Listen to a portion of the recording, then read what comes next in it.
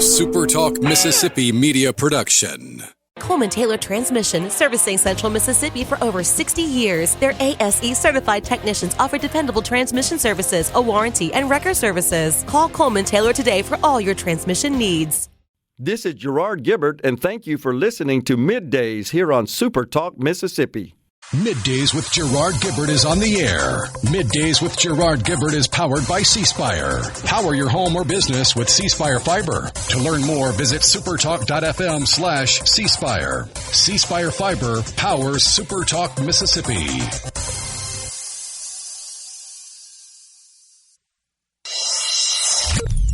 Get ready to go beyond the headlines and join a meaningful conversation with people from around the state. You're listening to MidDays with Gerard Gibert here on SuperTalk Mississippi.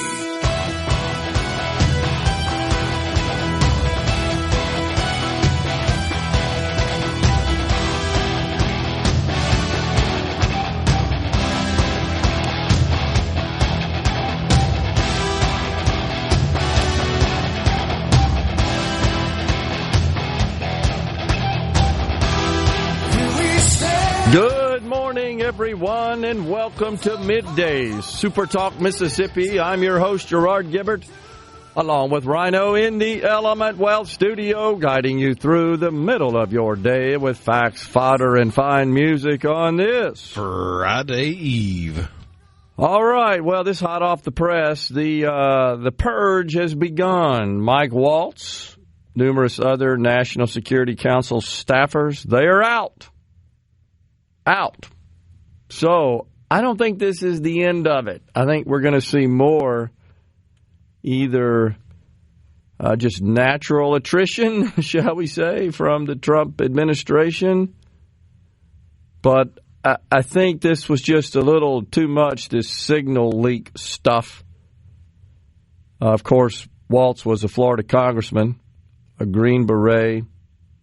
He's been under fire since March, when the editor-in-chief, Jeffrey Goldberg of The Atlantic, a left-wing rag magazine, he exposed firsthand an account of being added to a signal group that is a secure messaging tool with other national security leaders, which included Waltz, Secretary of Defense Pete Hegseth, CIA Director John Ratcliffe, and they were discussing strikes against Yemen terrorists. So this is just happening this morning, literally before we came on the air. So it is really something. You kind of felt like some shoe was eventually going to fall. And there you have it.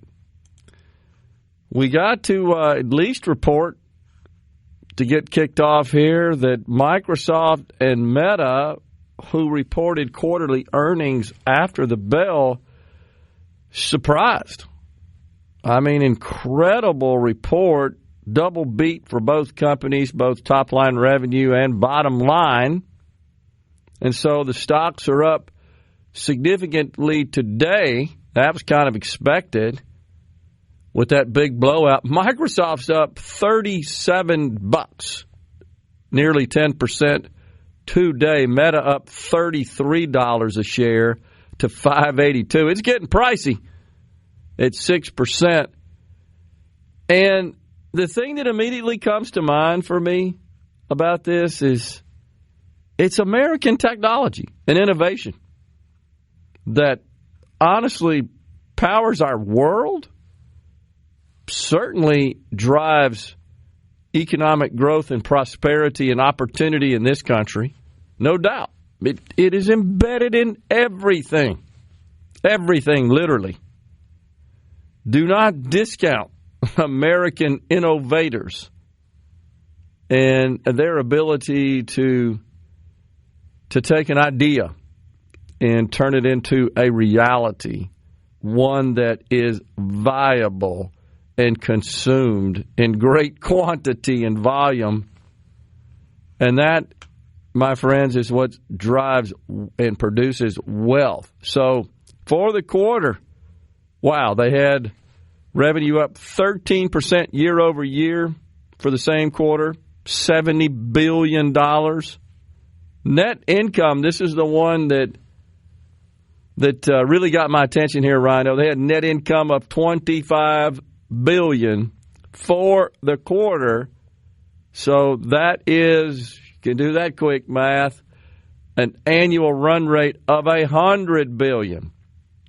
Now, presently, only one company is in the $100 billion annual net income club. That's Apple. Now we got Microsoft poised to join them in that club.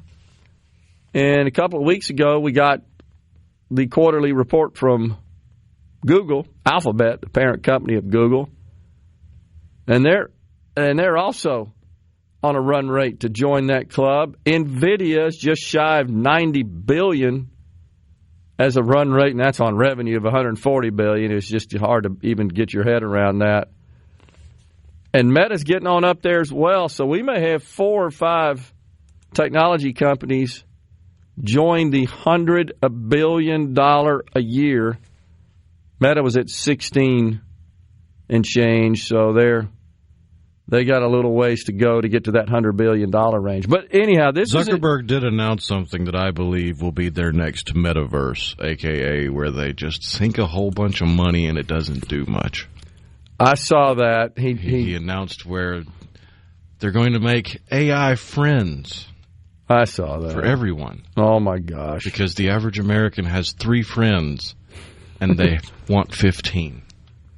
Yeah, I know. He's going to make you some AI friends. That just sounds like another boondoggle, honestly, that won't go anywhere. Metaverse. Well, that may keep him out of the $100 billion annual net income club. But you got to be impressed with this, that this was not expected. I mean, and honestly, the fact that they're still around and even knocking on the door of that club after Metaverse. Oh, yeah. That's totally true, because there was... They sunk $1 billion into it. Did nothing. Nothing, yeah. And there was lots of, shall we say, concern from investors about the longer-term viability of the company, because the chief executive officer was playing around in the sandbox. Look, Amazon had the same issue.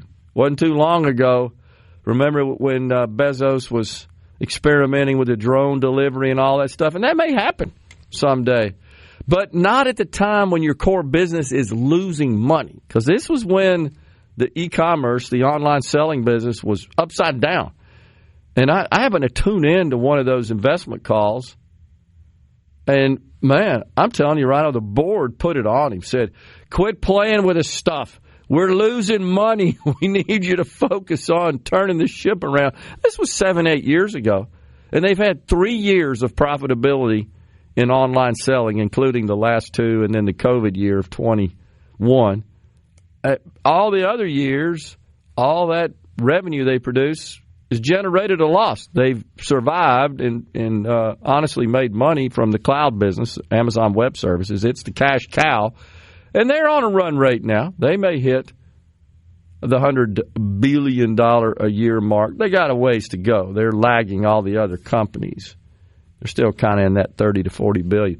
But here's something to keep in mind, and I don't think the average person knows this, but Apple makes more money than United Healthcare, the largest health insurance provider in the country, Exxon, Walmart, Kroger, all tops in their various respective industries, combined all their net profit, still lags one company, Apple.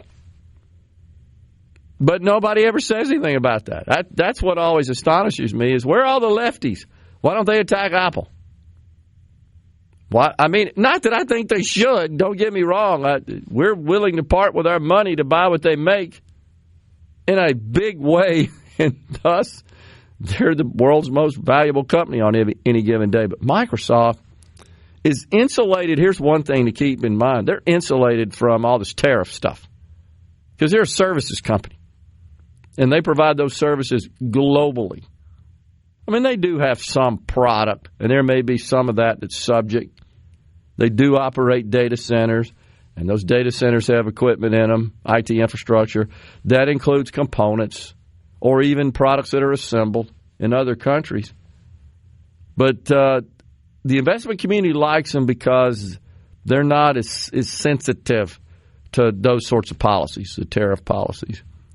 Speaking of tariffs, looks like we got a deal with Ukraine on minerals that is going to place Americans close to the border there with Russia. We got Joel and Natasha coming on at 11:05 today, and we'll dig into that with them. This is actually a pretty big development. Didn't get a lot of attention. Of course, we saw the president with Zelensky at the Vatican for the Pope's funeral, and a rather iconic photo that's floating around that shows them face-to-face in the Vatican.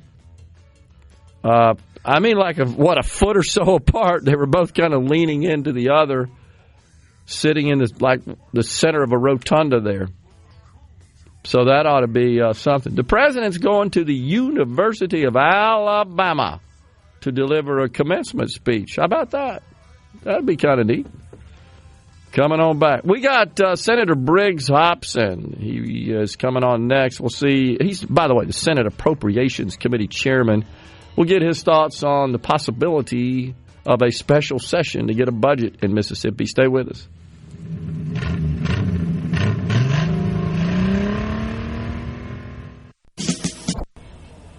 This segment of Middays with Gerard Gibert is brought to you by Covington County Hospital in Collins, where your health matters. Middays with Gerard Gibert. Let's do this. On SuperTalk, Mississippi. Let's go.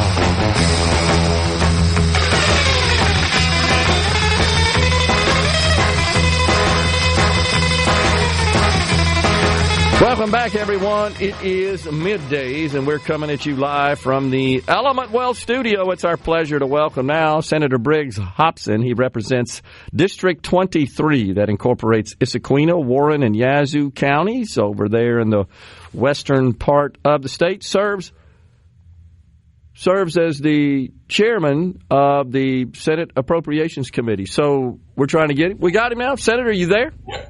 All right, great. I'm back, Gerard. All right, man. Technological expertise caused me to drop you for just a moment, so my apologies. No problem. No problem. We are pleased that you were able to join us today. It's been a while. I don't think you and I have talked during the session. We've had your colleague, Senator Harkins. He's the guy that has to raise the money, and you're in charge of spending it, I guess we could say, in the Senate. We've had him on several times. It was a bit of a tumultuous session, but it didn't feel like we got a whole lot of just marquee legislation across the finish line. And, of course, we left a big hole in that we don't have a budget, and we're presently awaiting Governor Tate Reeves to tell us when you guys are going to come back to the Capitol and get that done. Your thoughts about the session first? Well, people said that certainly left undone was the budget, and that's paramount for me as the appropriations chair to make sure we get the budget done. But obviously we had the big tax plan, and that was a big issue. Josh has probably covered that many times with you on the radio and in other venues. Certainly some things that people overlook, I feel like, are legislative redistricting and judicial redistricting. We had to go back and, as many listeners know, had to redistrict 2 parts of the state in the Senate, 1 part in the House. Since then, the court has determined that one of the Senate areas, which is the DeSoto County area, will have to be redrawn or is being redrawn again by the Elections Commission of Mississippi. And so there's still uncertainty. I think I saw in the news either last night or this morning that that's being challenged. That proposal is being challenged. So who knows where that ends up. I do think we would probably go forward with the Hattiesburg area elections for the Senate, and that northeast Mississippi area, Columbus, Tupelo, Houston area for the House, and having people run there. And then also judicial redistricting. And I know from formerly serving as the Judiciary Aid Chair that's a big deal. People overlook it, but there was a lot of work done by Senator Bryce Wiggins and Representative Kevin Horan and many others that had input on that. So trying to get balance with our judges on caseloads and population, areas of growth and decline, and how you kind of level things out for our judiciary to make sure that we've got our districts right and fair caseloads. And DAs too, by the way, because when you change a circuit court district, you change a district attorney's district too. So that's an issue that had to be addressed. Yeah, and that's a good point, because a lot of people are concerned, and certainly that are involved in the judiciary at various levels in the state. They are concerned about that, and they pay attention to that. It shouldn't matter, honestly, but it sort of does. I mean, judges, and no disrespect to them, they're human, but more importantly, you get a jury, and often they can be a little biased. I mean, that's just reality. That happens. And so I know as a business person, you know, the small number of lawsuits I had in my 35 years was welcome, but the couple that I did have, venue was a big deal, so much that, you know, lawyers will go to bat to fight to get change of venues if they feel like they can't get a fair trial in a particular one. Look, you know, I'm an attorney, so the judiciary is extremely important to me. Having good judges on the bench, and that it starts with that, first of all, good judges on the bench, because they can help dictate how the court proceedings go. They will dictate largely how the proceedings go. Obviously, the attorneys have a good amount of say in what is done there to make sure that in the case of a jury trial, the jury's getting the proper information, that people are getting justice that they deserve. Obviously, bench trials, it's still critically important to have good judges that look at things from a balanced perspective. They look at, they put aside the personalities, they put aside the likes and dislikes, and they're trying to administer the justice that we all deserve. The old picture of the blindfolded lady with the scales on either end. That's what you want as an attorney and as a general citizen. When you're in the court, you just want to be treated fairly and properly under the law. That's absolutely true. All right, so let's talk about a special session. What can you tell us that is the latest buzz, if there is any, about when you guys might be called back? Well, I don't know when we'll be called back. I can't tell you. We had a meeting with the governor a few weeks ago and talking about, you know, how do we get to the place we want to be, and that is finishing up the budget.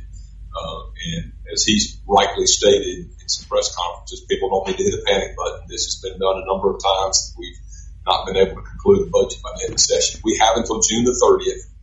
You want to finish it during session because it's what we really want to do. The good news is we set aside days. We didn't use all the days during the session, so we won't have to dip in extra money to get a special session when we didn't get paid for many days that we didn't take during the session. Yeah. So that's the good news. The difficult part for me and others that are involved in this process is we're going to have some meetings and are having meetings about trying to get some general frameworks around the budget. In fact, pretty close to where we want to be on the budget before we come back in. Nobody wants us to come in. I don't want to come in and sit around for a few days trying to figure things out. I want to have a kind of a good idea about where we stand overall, both Senate and House, to get something that everybody can be happy with. And then we'll probably have to tweak a few things when we get in and then try to get it passed certainly before the June 30th deadline, because folks, agencies and anybody that's going to be spending your money, whether it's corrections, mental health, Medicaid, et cetera, the more lead time they can have going into July the 1st, which is the beginning of our fiscal year, the better they can prepare for what they want to do and how they want to set up their annual budget. Once you are called back, Senator, and we're talking to Senator Briggs Hopson, he chairs the Senate Appropriations Committee, do you have any feel for how long it's going to take? I mean, do you feel like you and your counterparts down the hall in the House are fairly aligned on what the budget should look like? I think there is general alignment and agreement that we want to have a fiscally responsible, conservative budget. I think we recognize that there are many agencies that have particular, what I'm going to call one-time needs. Maybe they need a revised, updated computer system, for example. Maybe they've got a program that they were really trying to get off the ground, and we want to emphasize that. We've got agreement on several of those things. As a matter of fact, before we left the session, we had an agreement on about 70%. I'd say anywhere from 2/3 to 70% of the budget. But what is true in most years is true this year, that the 10 or 12 or 15 budgets that you have that you don't agree on are usually the most difficult, because they've got a lot of tentacles and a lot of operations issues. And so rather than just throwing numbers up there, I appreciate that the House members feel the same way we do in the Senate, that you want to be methodical and thoughtful about trying to make sure those budgets are done right, not just throw money at it and say you were done. We want to be specific about what their mission is, how we can help them accomplish that and serve the citizens. And so that's what we're kind of getting into the weeds about right now. Based on your discussions with LBO, DFA, and all the other parties that are involved, state economists, do you feel like that we're likely to produce surplus again? This is 5-6 years in a row that we've generated surpluses. We are presently, I haven't received the end of April numbers yet, Gerard, but we are presently about level for this month. Yeah. Maybe up. We might end up being $1 million or $2, which would put us around $8 or $10 million ahead of revenue projections for the year. Now that's about 70 million or so down year to year. Yeah. But it's ahead. We have budgeted under our revenue number, which is a good thing, very conservative, and I'm proud to be a part of that, and along with my colleagues. So we've got a cushion there. We've got a cushion where we can, still have a safety number there, a safety net, if things go bad. Now I'm very aware and not concerned. I'm just keeping a keen eye towards some of the things that are happening federally. It's going to affect Mississippi. Really would love to have some information on what the federal government's going to do about Medicaid, for instance. There's talk about whether there's going to be a block grant for Medicaid, or there could be a change in the FMAP. In other words, the federal matching percentage. That has a major effect on what we do in Mississippi. I mean, a percent is 80 some odd $1 million. 1% change in the FMAP. I mean, you've got a number of things at the federal government that can affect what we're doing here. Obviously, any changes to MDOT, that could have an impact on what we do. And other Medicaid, DHS, CPS, those items. Senator, sorry to interrupt you. We got a break upon us. Can you hang around? I want to talk about the tax stuff and how that went down. You good? Sure. All right, we got Senator Briggs Hopson. One more second. That's great. Senator Briggs Hopson, we're coming right back. From Middays with Gerard Gibert. It is on SuperTalk, Mississippi.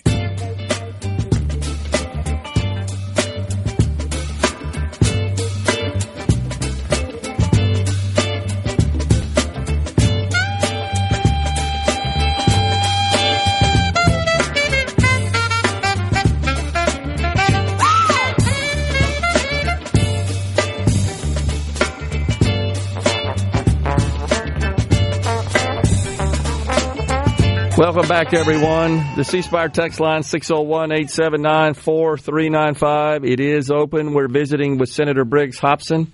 He represents District 23 along the western part of the state, Warren, Issaquah, and Yazoo counties.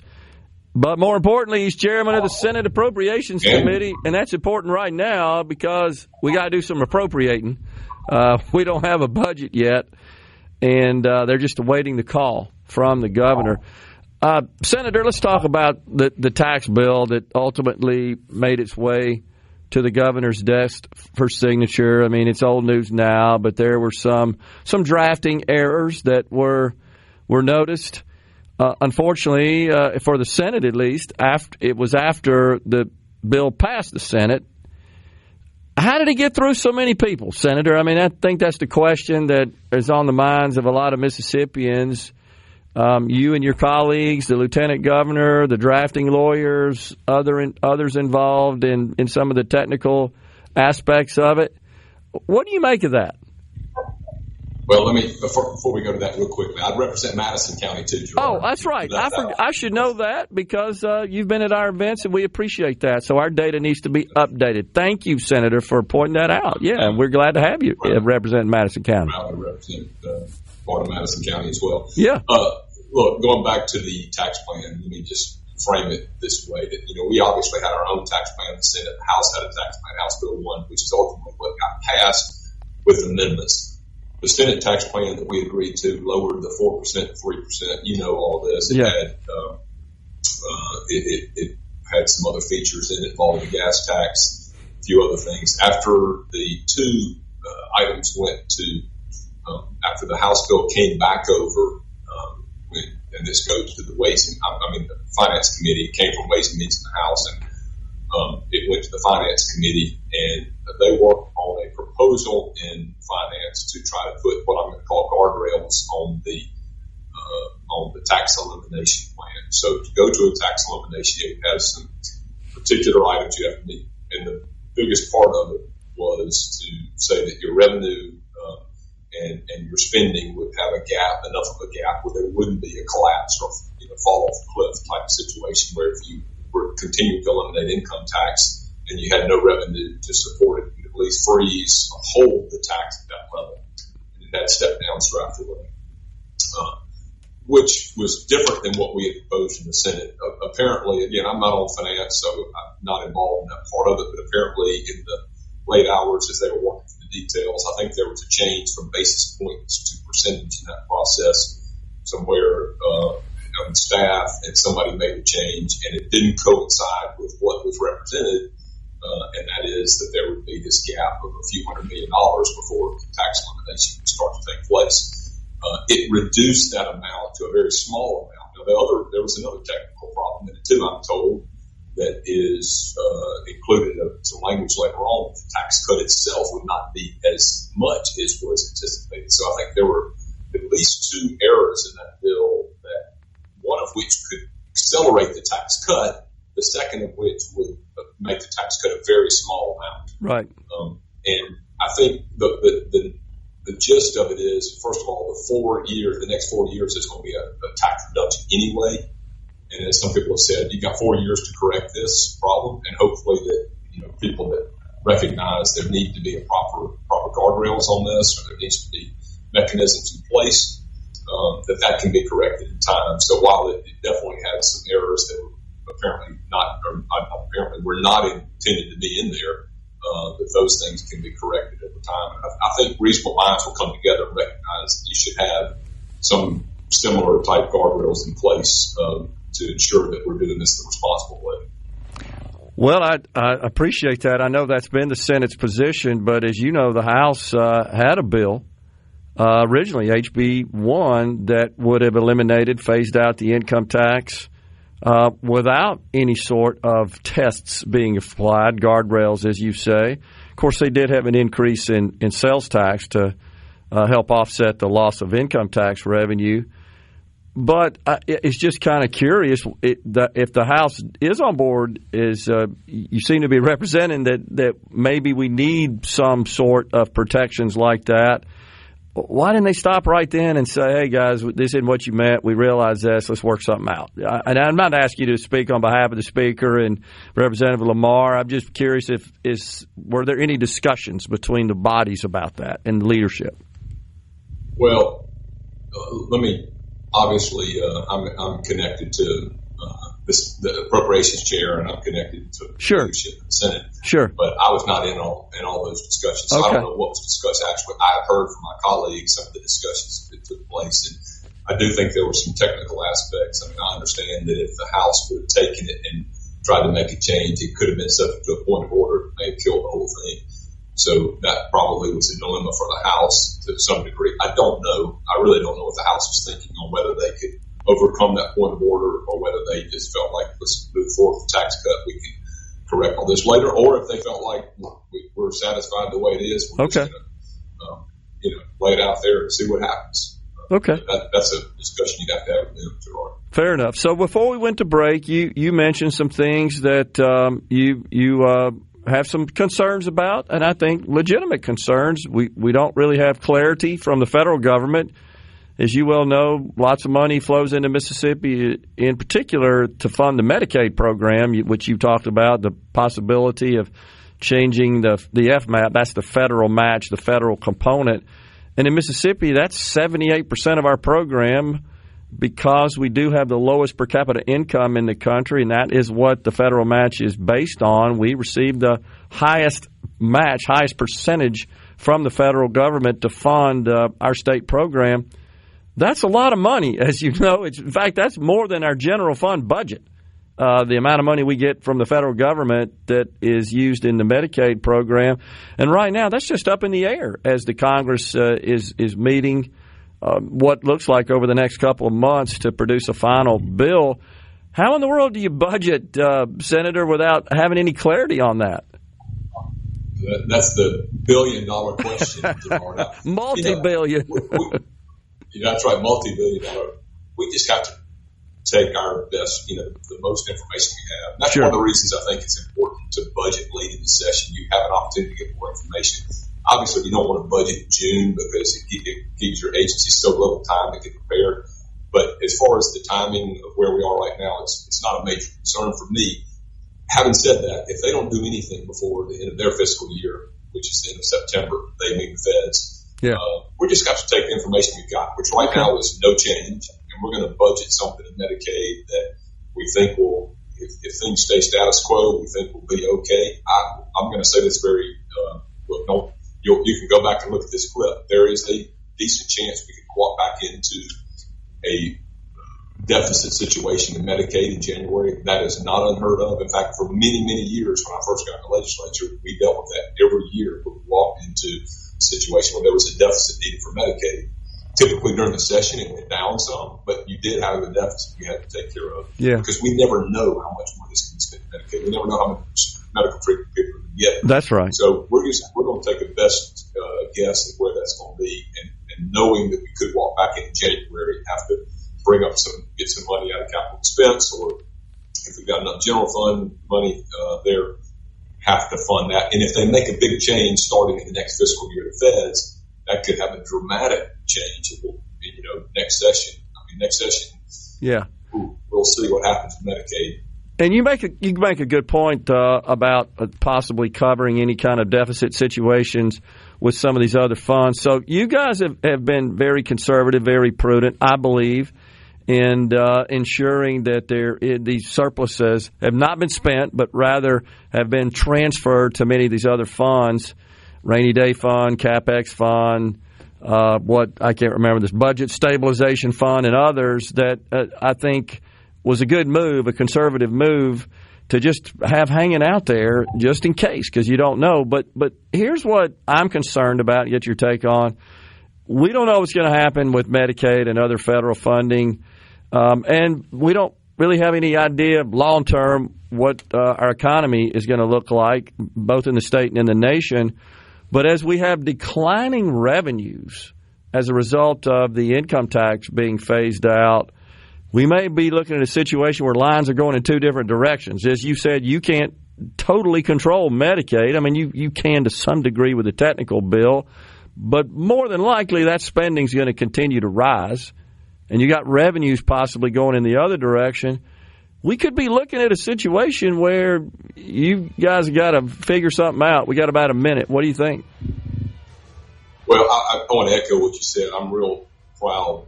Look, I'm so pleased at this point. I don't want to jinx anything, but to have been the Appropriations Chairman during what I think is the best economic times maybe in Mississippi's history. And I think we've done a really good job of being fiscally responsible and conservative. And at the same time, I want to point this out, we've invested in things like pre-K. You saw the reports yesterday. We're one of 5 states in the country that beat all the pre-K standards. We've invested in early learning. We've invested in teachers. We've invested in reading and math. And the results are paying off there. We've invested in economic development. We see right now maybe Mississippi's best time for economic development. We've invested in some areas that are very important. But you're right. You have to be cognizant of. We got to go. Trying to look ahead in my job. Appreciate it, Senator. Trying to look ahead. Are we going to do this? Middays with Gerard Gibert. Keep rolling. 3, 2, 1. on SuperTalk, Mississippi.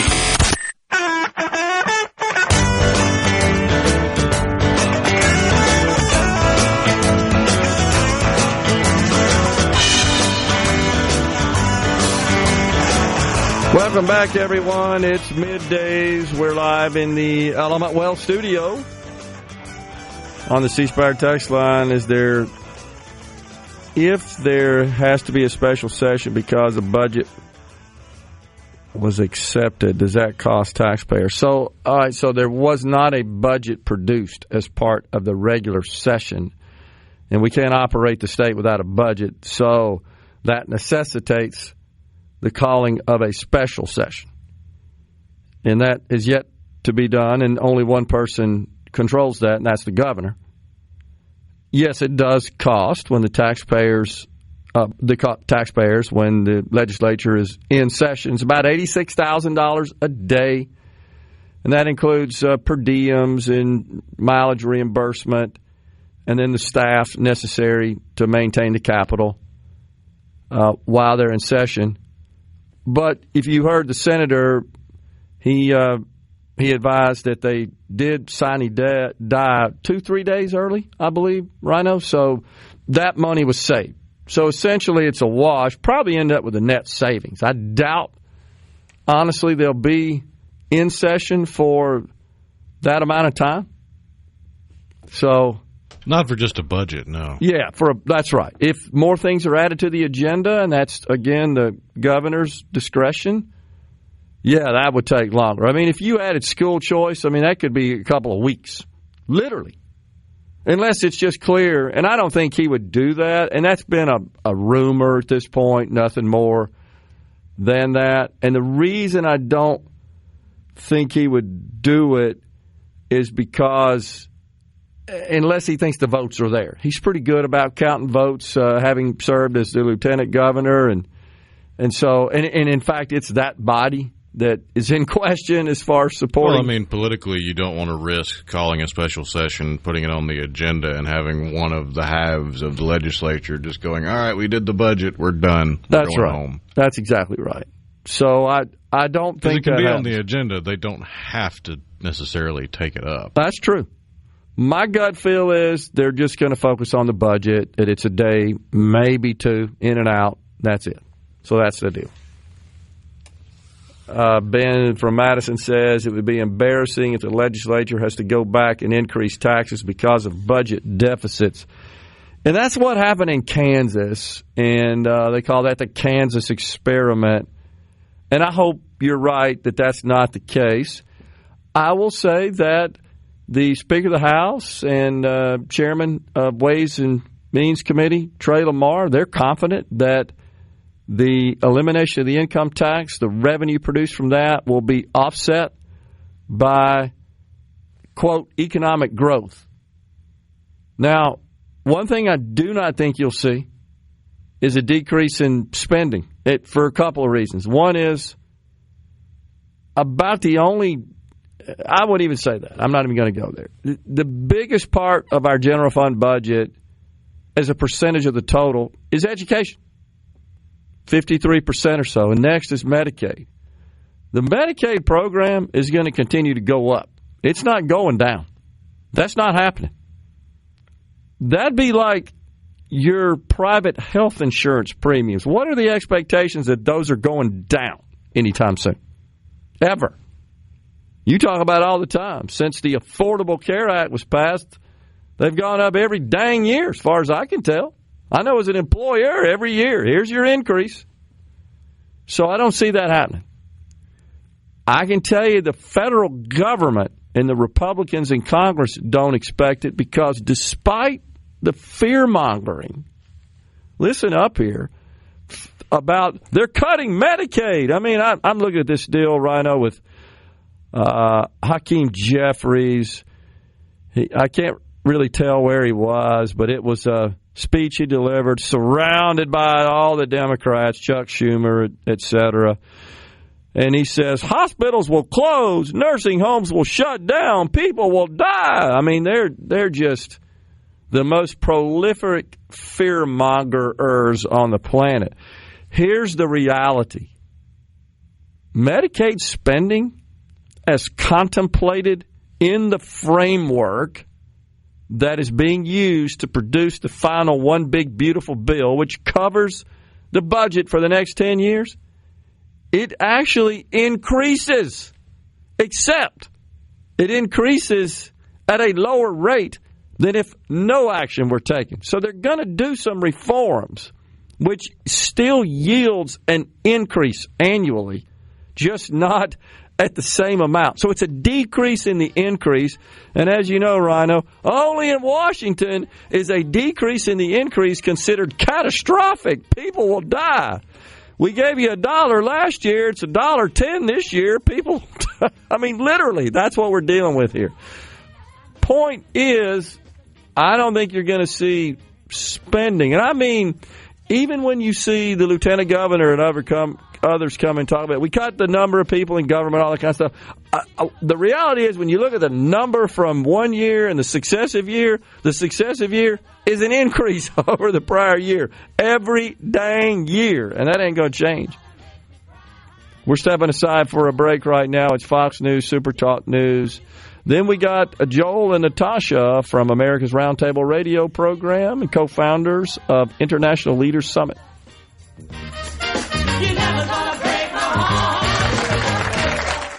Hour of Middays with Gerard Gibert is brought to you by the Mississippi Business Journal. Visit msbusinessjournal.com. Scott Coopwood, publisher and president. And now, another hour of the talk that keeps Mississippi talking. Middays with Gerard Gibert. Begin your transition now. Now on SuperTalk Mississippi.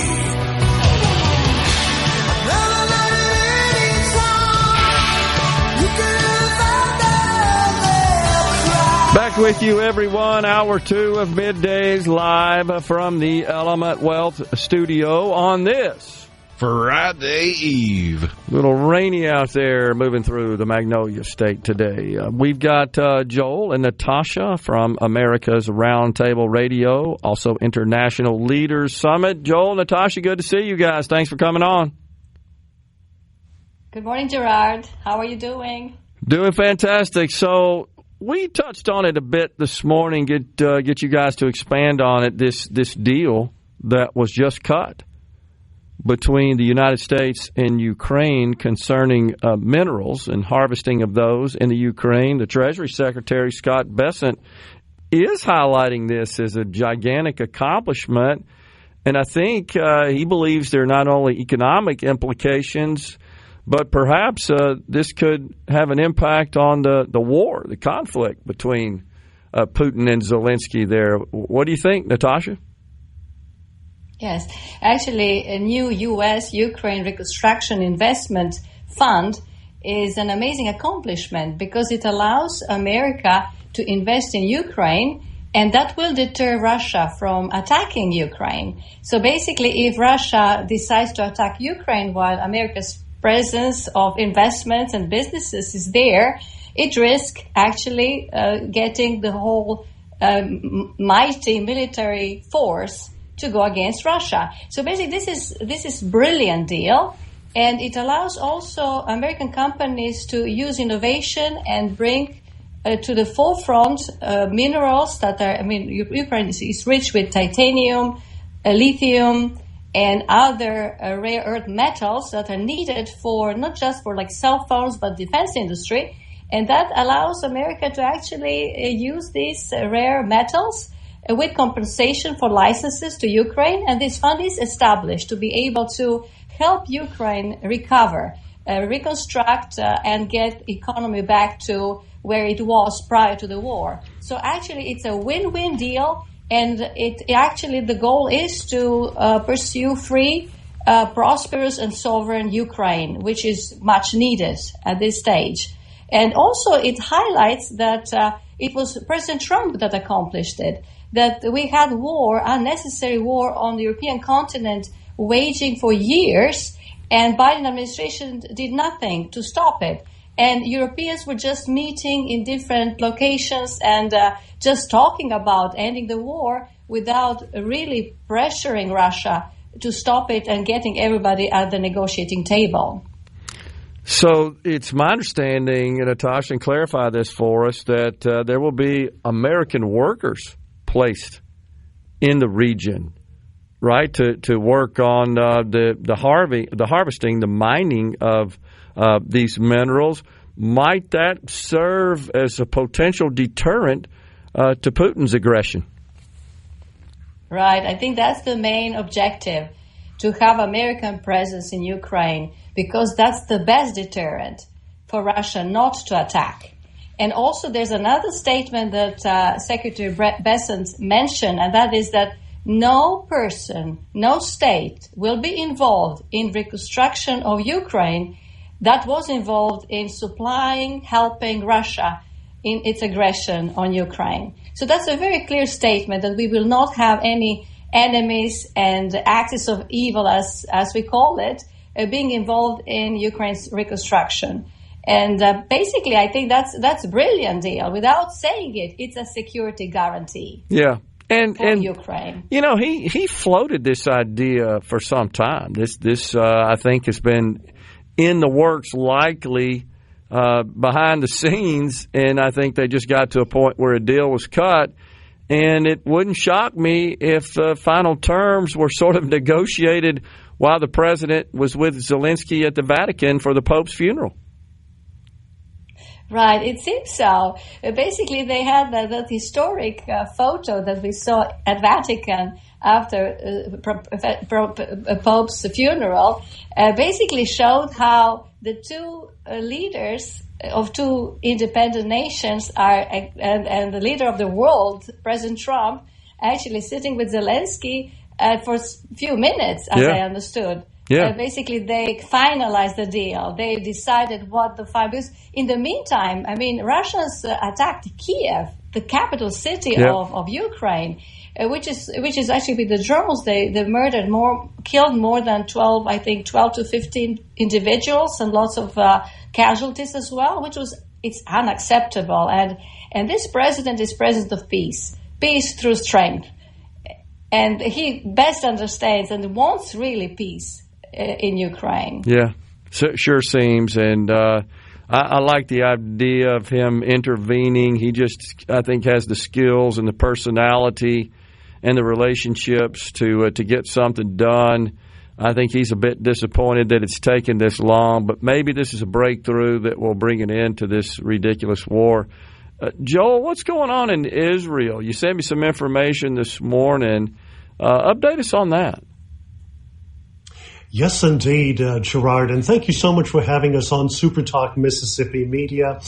Certainly, it's a very special day in Israel at this moment as they celebrate their 77th anniversary, independence of Israel. However, just a few days ago, there was a raging fire that came very close, and it's a problem for Jerusalem today. And apparently some 18 arsonists were arrested, and individuals were basically, fueling these fires. And apparently the Palestinian social media is actually encouraging individuals to even start more fires. So our thoughts and our prayers are with the Israeli people. They have evacuated certain areas. It is a dangerous situation there.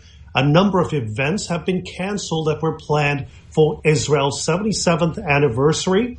We have our ambassador, Mike Huckabee, former governor of Arkansas. He is in Jerusalem at this time.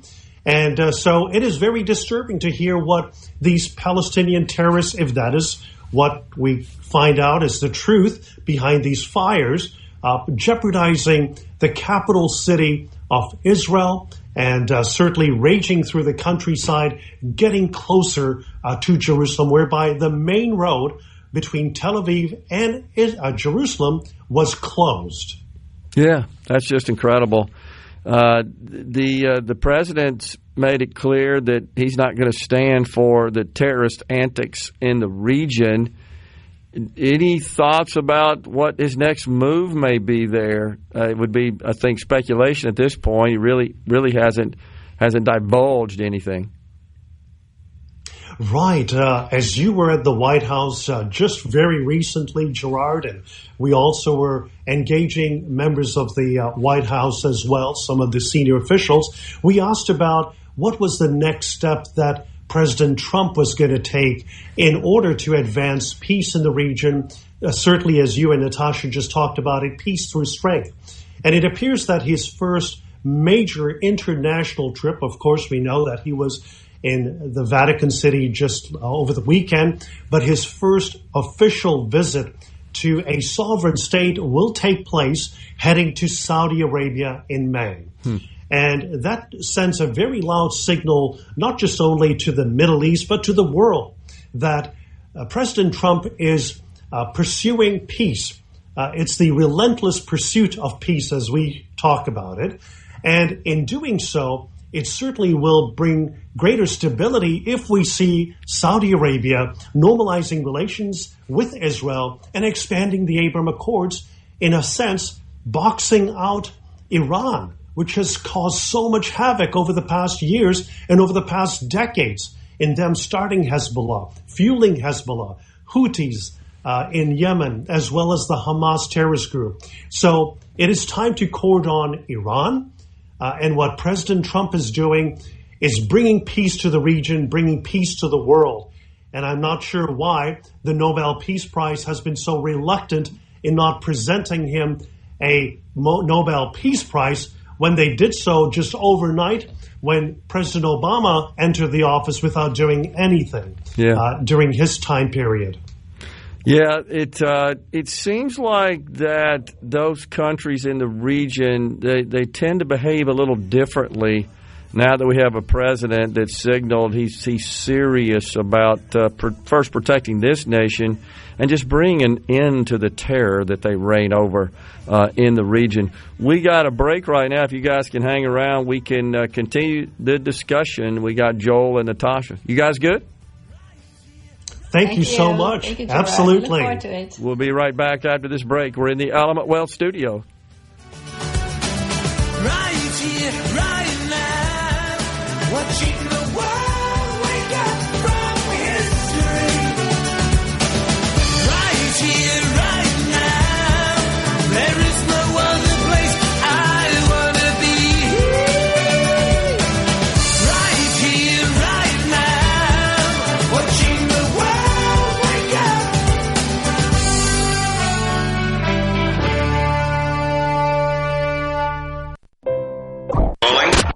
Middays with Gerard Gibert. What? This is so Awesome. On SuperTalk, Mississippi.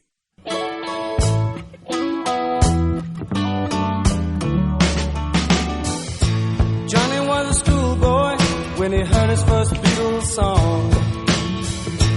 Love me do, I think it was, and from there it didn't take him long. Welcome back, everyone. It's Middays from the Element Wealth studio. We're visiting with Joel and Natasha from America's Roundtable radio program and an International Leaders Summit. So let's turn our attention to domestic matters. The president has he's put his tariff strategy in full gear, and now he says he's fully focused on getting the one big beautiful bill passed, which would, of course, extend, hopefully make permanent, the Tax Cuts and Jobs Act, also known as the Trump tax cuts, which became law in 2017.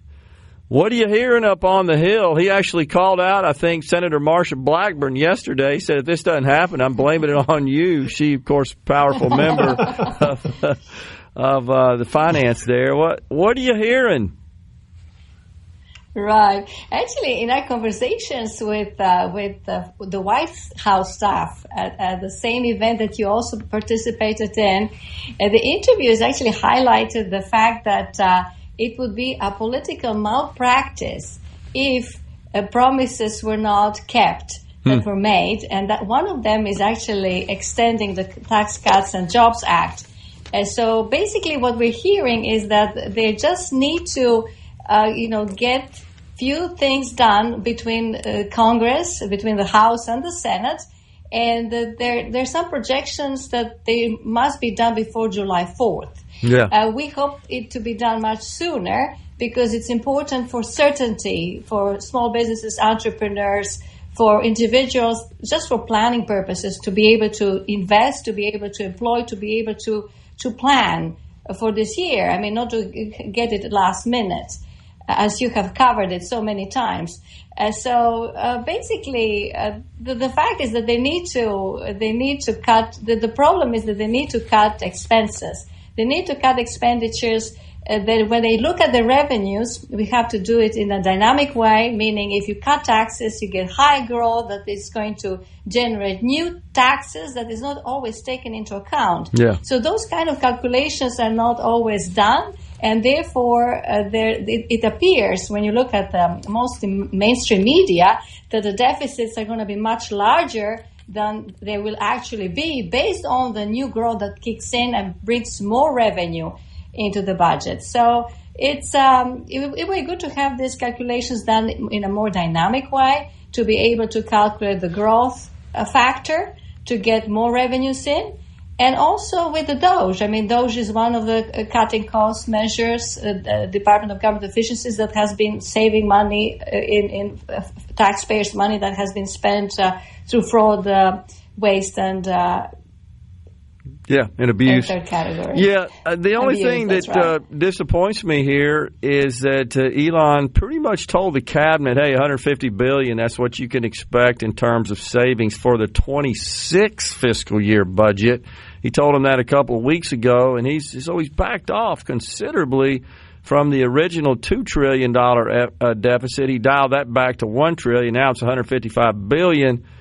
And then, of course, you got the Congress, who is not too keen on, any kind of reforms to mandatory spending, which is 70% of the total. And the president says, we're not going to touch any of that. I think we have to rely on deregulation and the tax cuts, as you indicate, Natasha, generating additional revenue. That's what happened in the first Trump term with the Tax Cuts and Jobs Act. In fact, revenues are about 33% higher than they were then. And that's with the same tax provisions in place, which was a significant cut from the Obama-era taxes.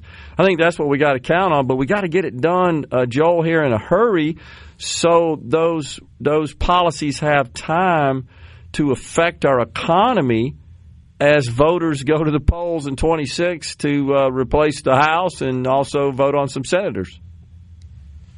Absolutely, Gerard. What you said is so true, very accurate indeed. In fact, today, just a few moments ago, before we got on the air, President Trump was in the Rose Garden. Today is the National Day of Prayer, so he had leaders of the faith community there.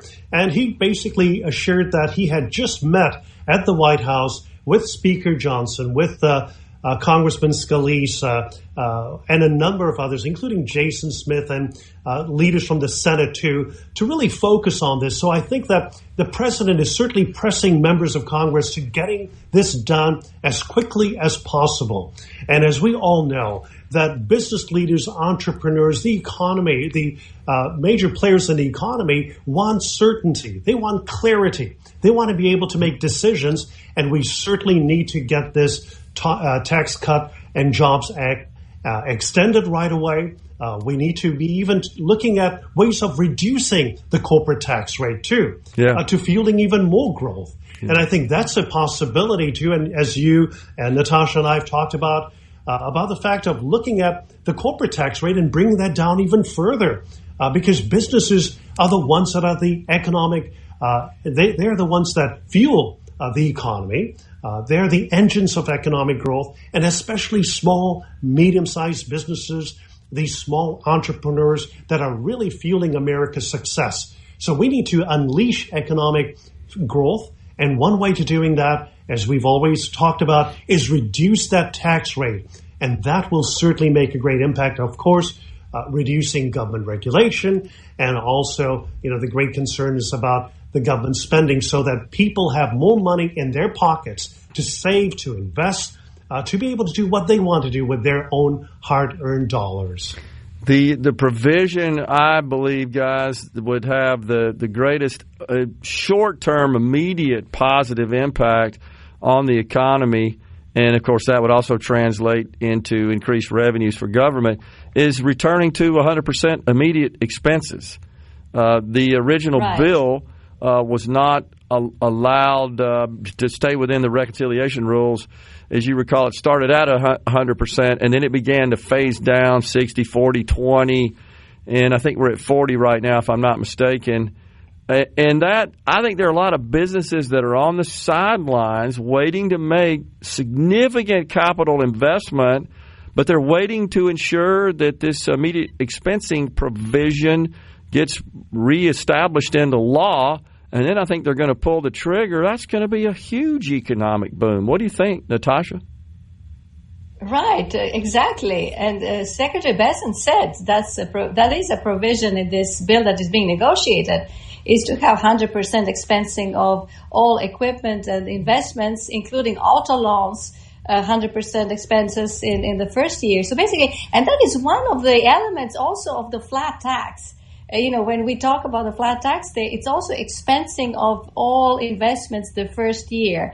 And that will be a huge boost, because when you look at the GDP, it's defined as a business consumption, personal and government consumption, like exports minus imports. So it would have a great impact on the higher GDP, which will also be reflected in higher tax revenues for the country, which would also, you would be able to, that's a calculation that they need to take into account when they think about tax cuts and Jobs Act extension.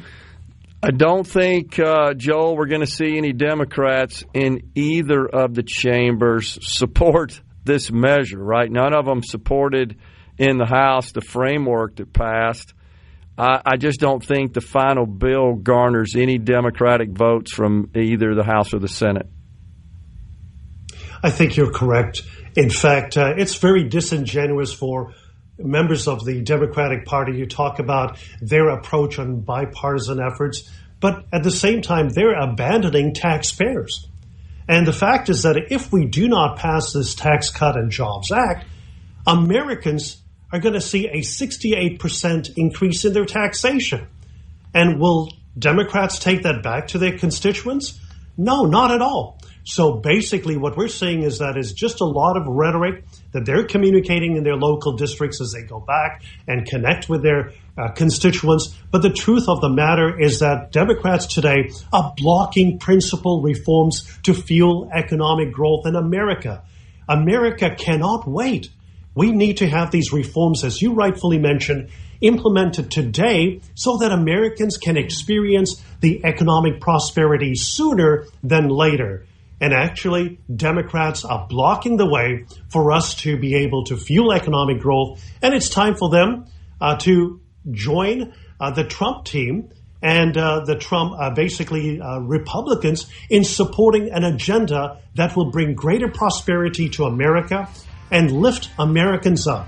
We need that. We had so many years of Biden administration forcing these punitive measures through the high inflation that we experienced and other areas that really hampered businesses to grow. Yeah. It's time for principal reforms, and Trump is doing it. I believe if we get these things through in short order and you see businesses again pull the trigger on these pent-up investments they're going to make with immediate expensing and clarity on tax structure and so forth, that will create an economic boom, and it will just be hard for the Democrats to argue about that in the midterms. We got to go, but so enjoyed talking to you guys as always. Appreciate it. Thank you for having us, Gerard. Thank you, Gerard. Appreciate your leadership. Thank you, Joel and Natasha. We're coming right back in the Element Wealth studio.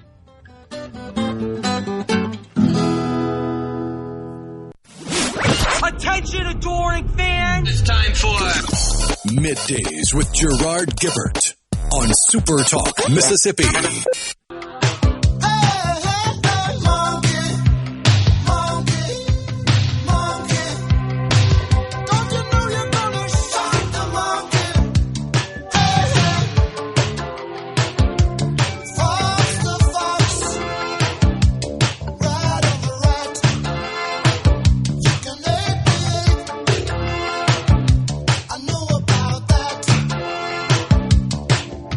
There is one thing you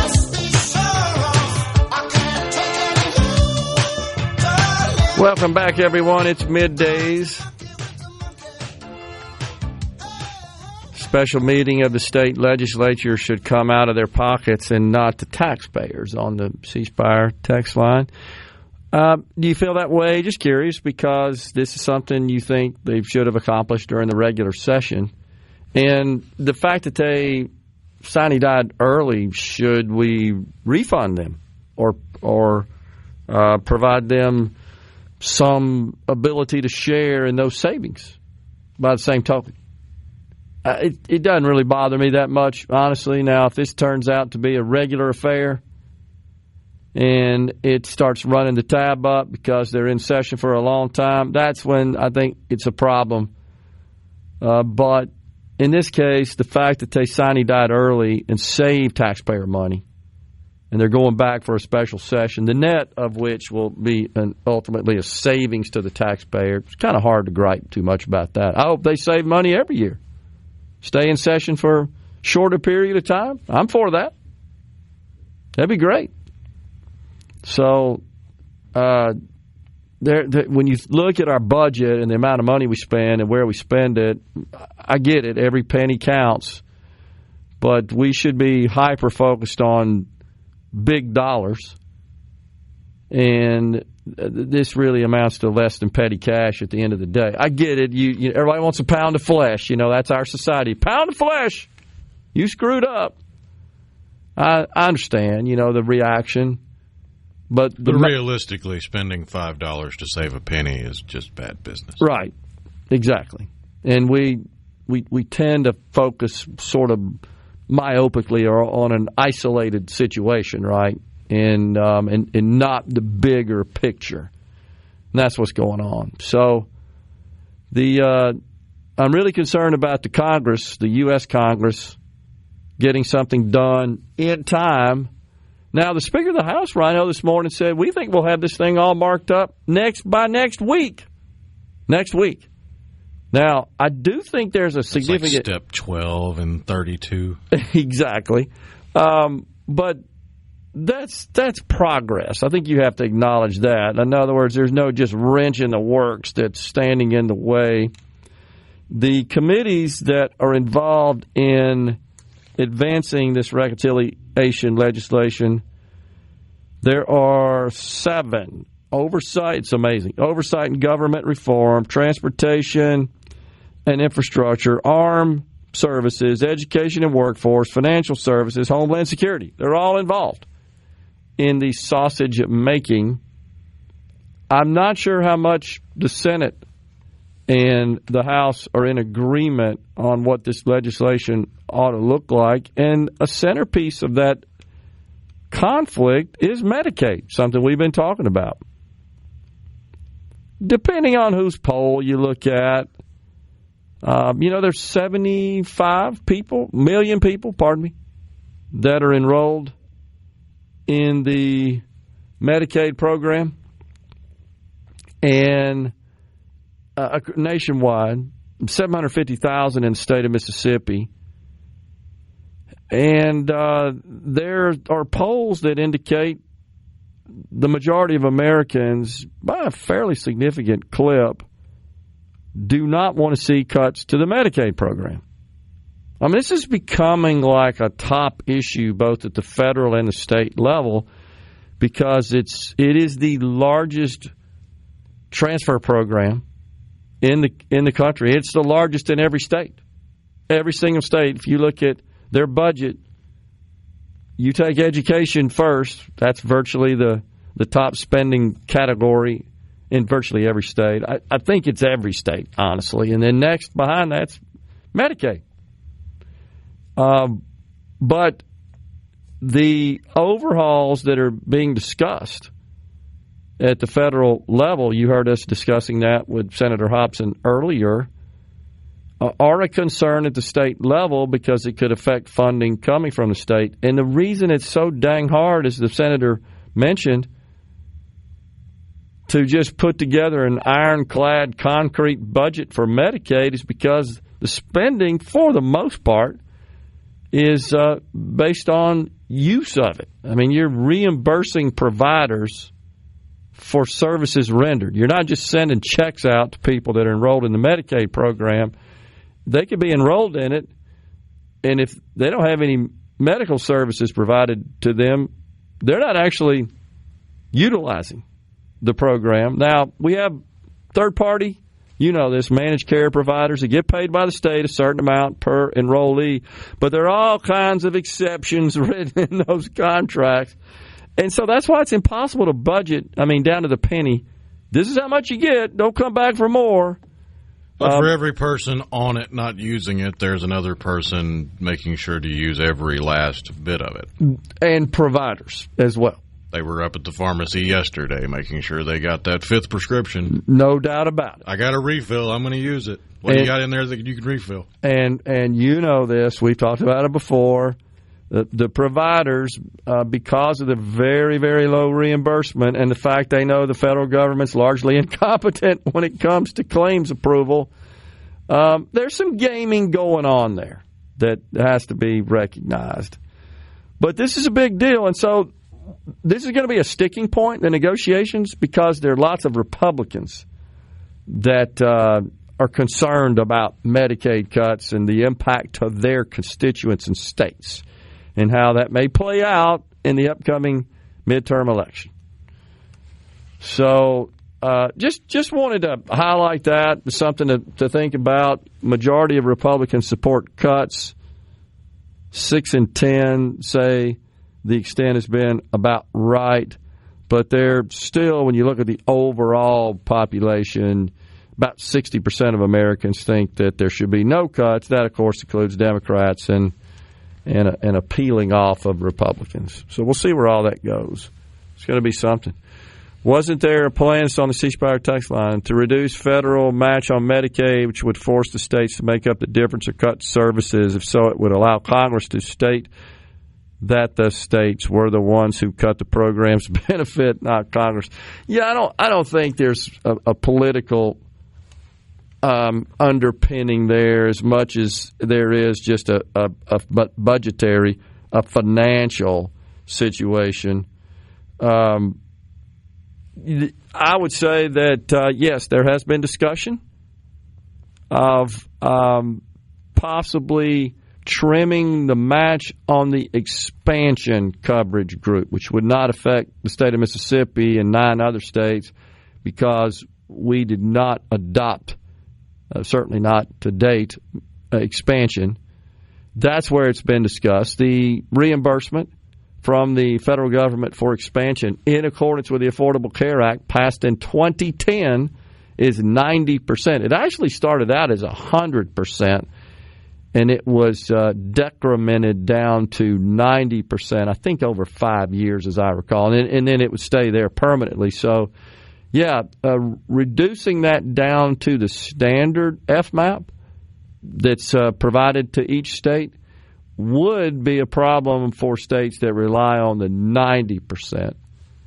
And so that's one of the things that's being discussed. The other is imposing a work requirement that is thought to essentially cause lots of people to be disenrolled. Now, that only applies to the expansion population. That would not apply to children, obviously, which is the biggest coverage group. It would not apply to the blind and disabled. It would not apply to pregnant women, and it would not apply to indigent seniors who are essentially retired. Those are the standard Medicaid coverage groups. But there is something that state budgets need to be aware of. But I want to point out again, the plan right now, based on the framework, is not a net cut. It's a net decrease in the increase. But the Democrats won't explain that, as we are right here. They would rather tell you people will die. That's what they want you to think. So you'll hate Republicans, essentially. That way, when someone dies of natural causes but just happened to be covered, they'll be able to go, look, we told you. See, we told you. Yeah. I have heard it said if you do not use your Medicaid or Medicare that you will lose it. That sounds like a bad strategy to me, causing people to have unnecessary doctor visits, which uses up Medicaid, Medicare funds. Not true, Joe from Summerall. Absolutely 100% false. Well, that's not what happens, but that's what is believed to happen. That's not what happens.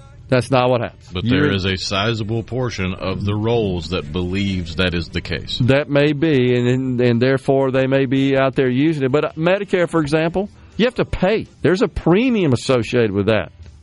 So you're paying. If you're not using it, that's actually in the best interest of the Medicare program. And there may be people who say, well, dadgummit, I'm paying for it. Now, you've paid for it all your life while you're working, but still... there is a Part A is free, Part B, there's a premium associated with that. In fairness, use it or lose it is a spending problem for all of government. Yeah, we need to go to zero-based budgeting. We're stepping aside for a break. Sawyer Brown bumping us out. We're coming right back.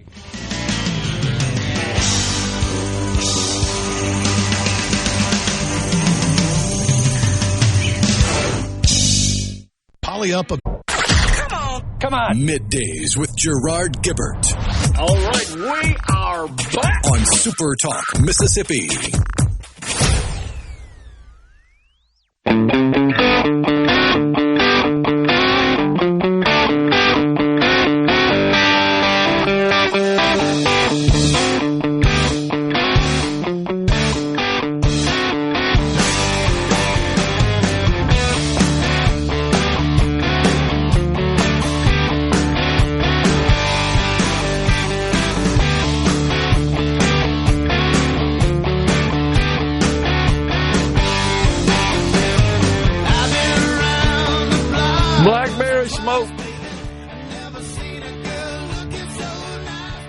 I haven't seen their lead singer in a while. I wonder if he's still got the gigantic mutton chops.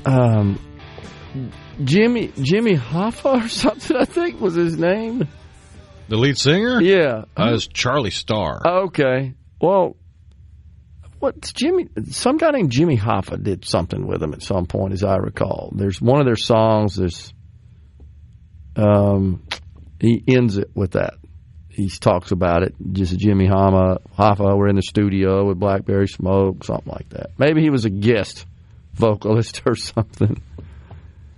Let's see. The only Jimmy Hoffa I know of is the one that went missing.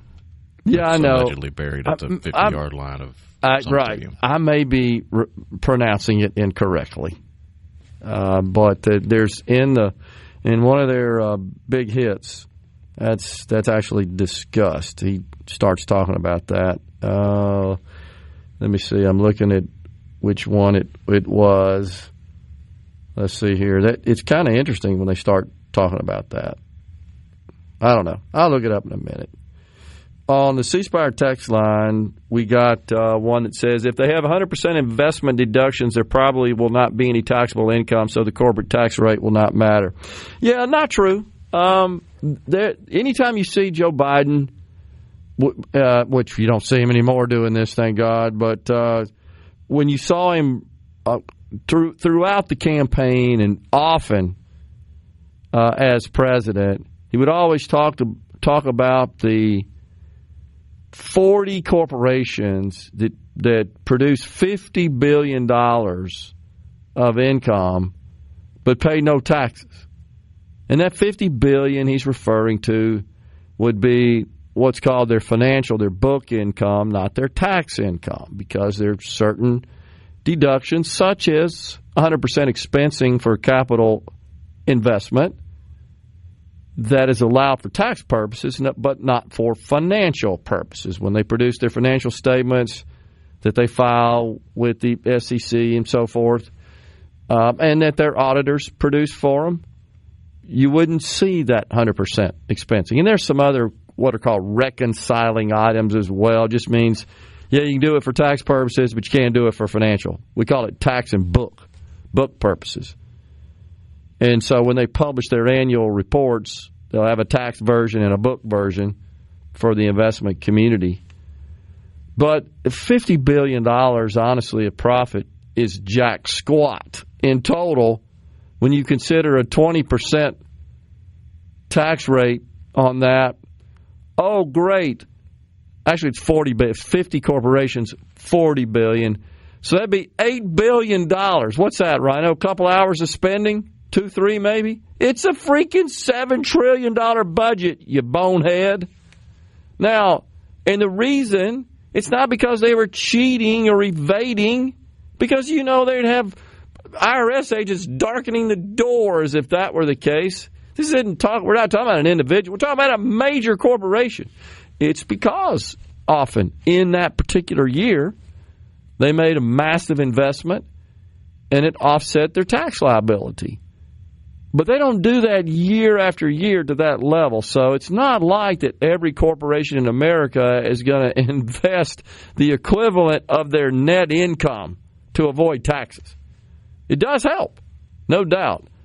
But still, we generate, even after, I'll give you an example that really, I think, illustrates it. Before the Trump tax cuts, which included 100% immediate expensing and a reduction of the corporate income tax rate from 35 to 21, we were generating about $300 billion a year in corporate income tax revenue. Now it's approaching $600 billion. So, even while Mr. Trump was in office, it had risen to about $400 billion. So it went up, even though the tax rate went down and these immediate expensing provisions went into place. That's because they tend to invest more, produce more, sell more, all the above, and that generates more profit. That's the way it works. That's why I think it's so important to get that done as soon as possible, because it will have a major positive impact on the economy. Because think about what these big corporations are doing when they're investing in capital equipment. They're buying that, for the most part, from American companies who sell stuff to them. That's their partners, their vendors, and they produce more income, which produces more tax revenue. But they're producing more income. So it's a little more palatable if you're paying more taxes, but you got more income to show for it due to those provisions. And that's the dynamic and the relationship and the connection that the Democrats won't explain. Oh, if we let them write it all off, they're going to buy more, and the people that sell it to them, they're going to hire more people, produce more stuff, make more profit, down and on and on and on. We're coming right back after Fox News SuperTalk News.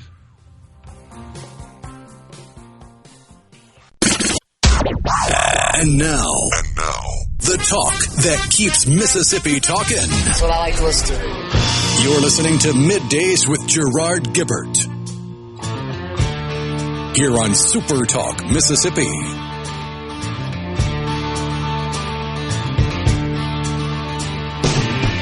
Winter is here again, oh Lord. Haven't been home in a year. Welcome back, everyone. It is hour 3 of Middays. We are live in the Element Wealth studio on this Friday Eve. So we got Amazon and Apple. They will be releasing their quarterly reports after the close today. We'll see where that goes. I mean, Microsoft and Meta, I honestly believe, had Microsoft turned in a disappointing report, below expectation, we'd see a huge sell-off on the markets today. See, we told you, recession, it's coming. That's what would have happened. And I honestly was kind of holding my breath because I didn't want to see that happen. But was so pleased to see they had this blockbuster report, and that is powering markets, and I think providing a little spring in the step of the investment community for sure. Today on In the Mississippi Minute with Steve Azar, you'll hear an interview with Mark King of the Wildlife Heritage Festival happening this weekend in Leland, Mississippi. In the Mississippi Minute with Steve Azar is presented by Superior Catfish. Remember, there is catfish, but then there's Superior Catfish. It's U.S. farm-raised catfish with homegrown flavor. Ask for it by name at your favorite store or restaurant. Go to SuperiorCatfish.com for more information. Good Things with Rebecca Turner is going to be at Quarry Park for the City of Brandon's Jubilee Days. That's tomorrow. Jubilee Days is a celebration for the entire family. May 1st through the 3rd. Enjoy carnival rides, games, and classic treats. Visit BrandonMS.org for more info. Yeah, I forgot. It's May 1. It's May Day. That is today. We made it to the 5th month of the year, May. Man, oh man, where'd the first 4 go, as they say?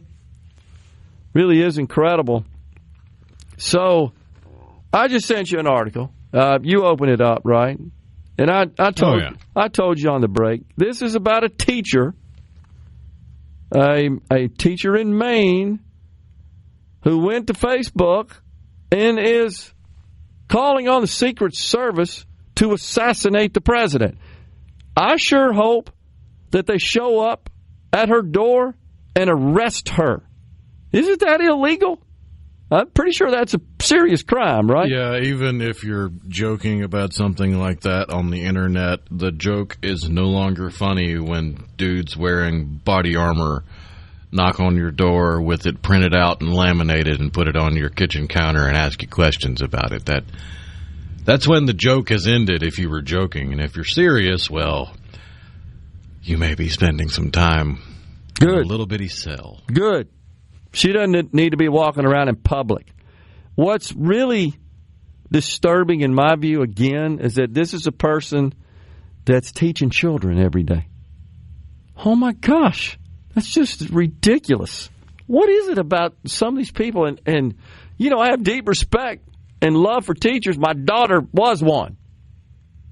But why is it we find so many of them that are just crazy people in the teaching profession?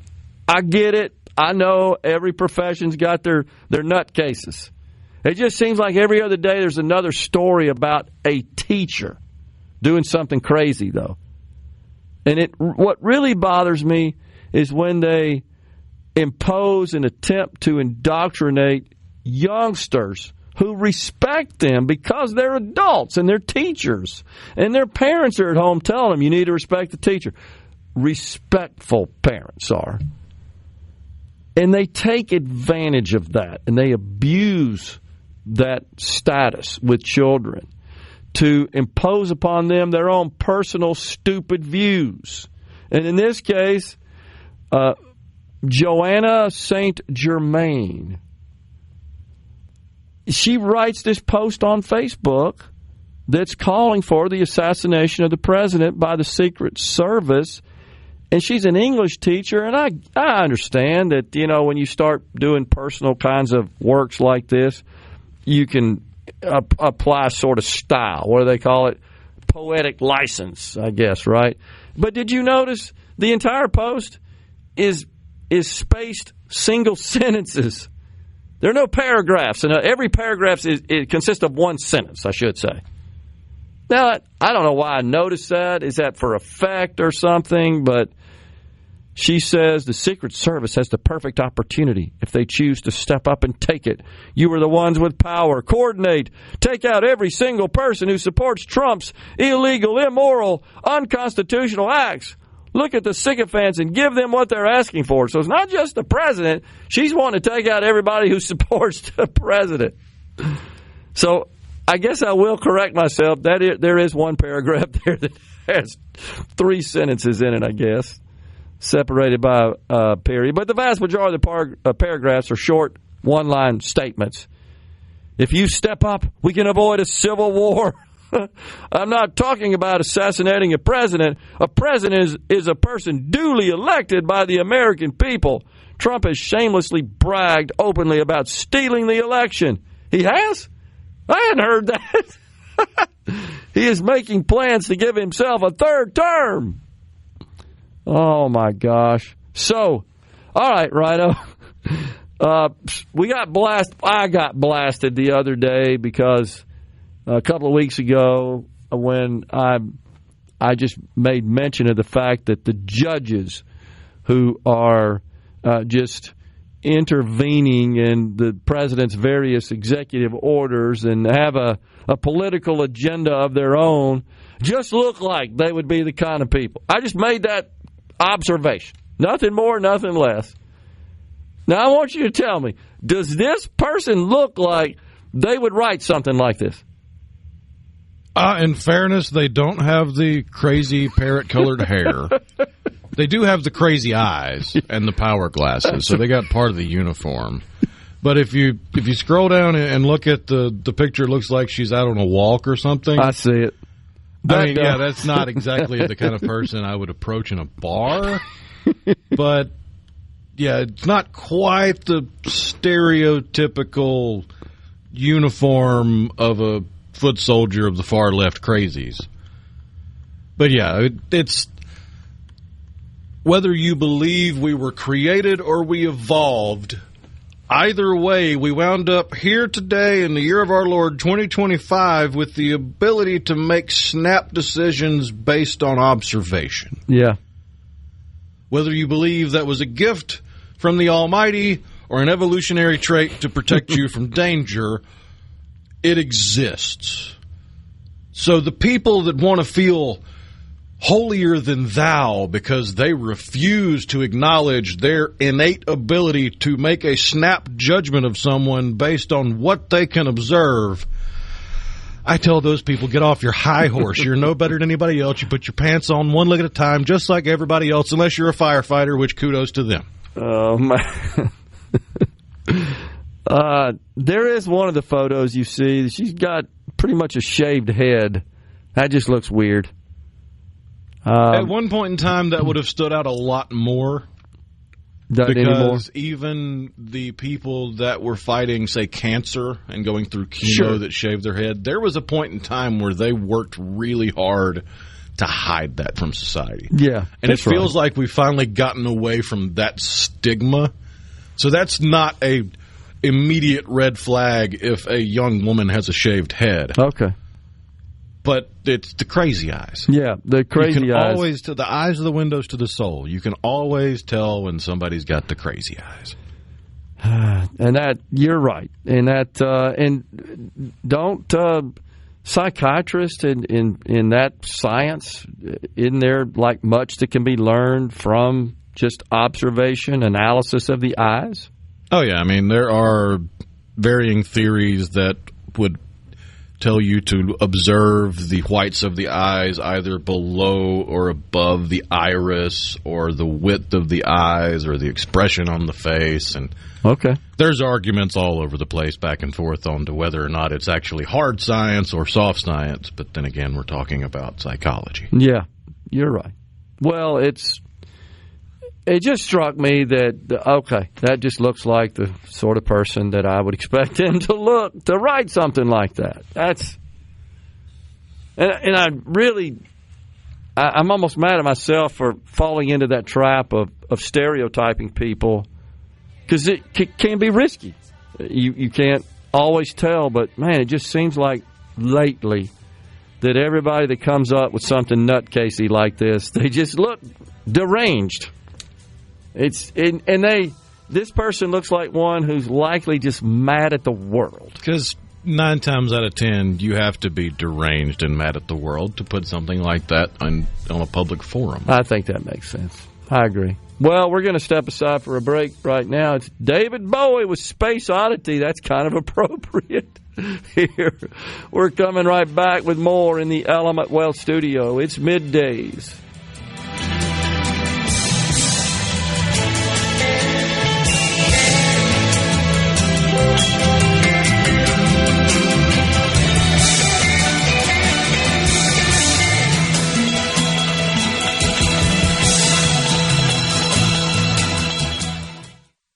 As a parent, nothing feels harder than seeing your child struggle. Whether it's anxiety or challenges at school, the worry can be overwhelming. That's why TrustCare's new mental health and wellness program offers specialized care designed for children and teens. From expert evaluations to medication management, we aim to give your family the support you deserve. Finding the right care for your child has never been easier. Visit trustcarehealth.com/mental health to learn more. TrustCare. Your mind matters here. Callaway's is everything that's growing green. That's what Callaway's is. Spring is here, and Callaway's has everything you need to make your yard and garden beautiful. From trees, shrubs, and color plants to bulk soil for local delivery and pickup. This is Brent Callaway. Since 1954, Callaway's has been family-owned and operated, located in Gluckstadt, south of Germantown High. New shipments of outdoor patio furniture have arrived. Callaway's showroom and warehouse are full. We have excellent prices and the largest in-stock selection in the South. We have a large selection of ceramic pots, all sizes, all colors, all on sale. Callaway's offers bulk soils for local delivery and pickup. We also offer landscaping. Our designers Clinton Streeter and Corey Castle can design and install your landscape. From a small job to a total transformation, just give us a call to discuss your landscaping needs.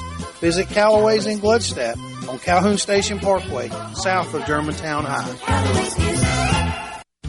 Put litter in its place, can it?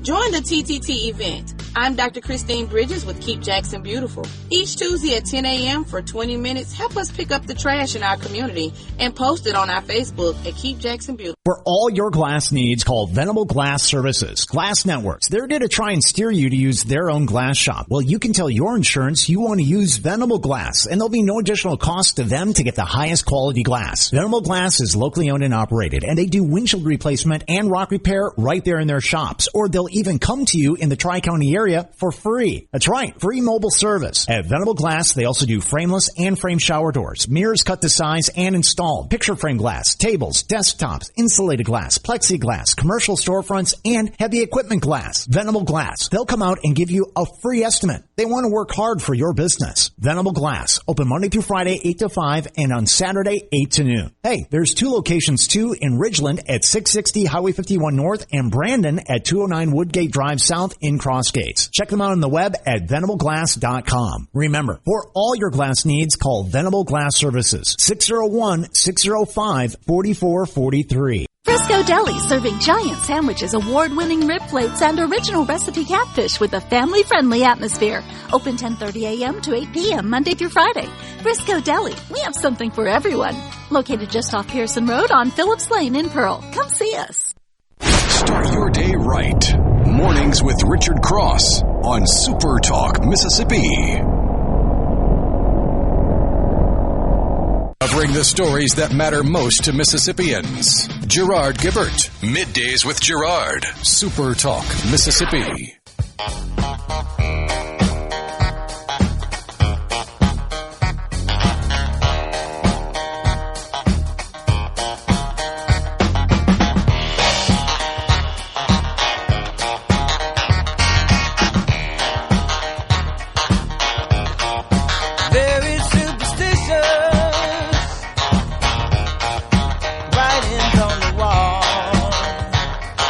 We're back with you in the Element Wealth studio.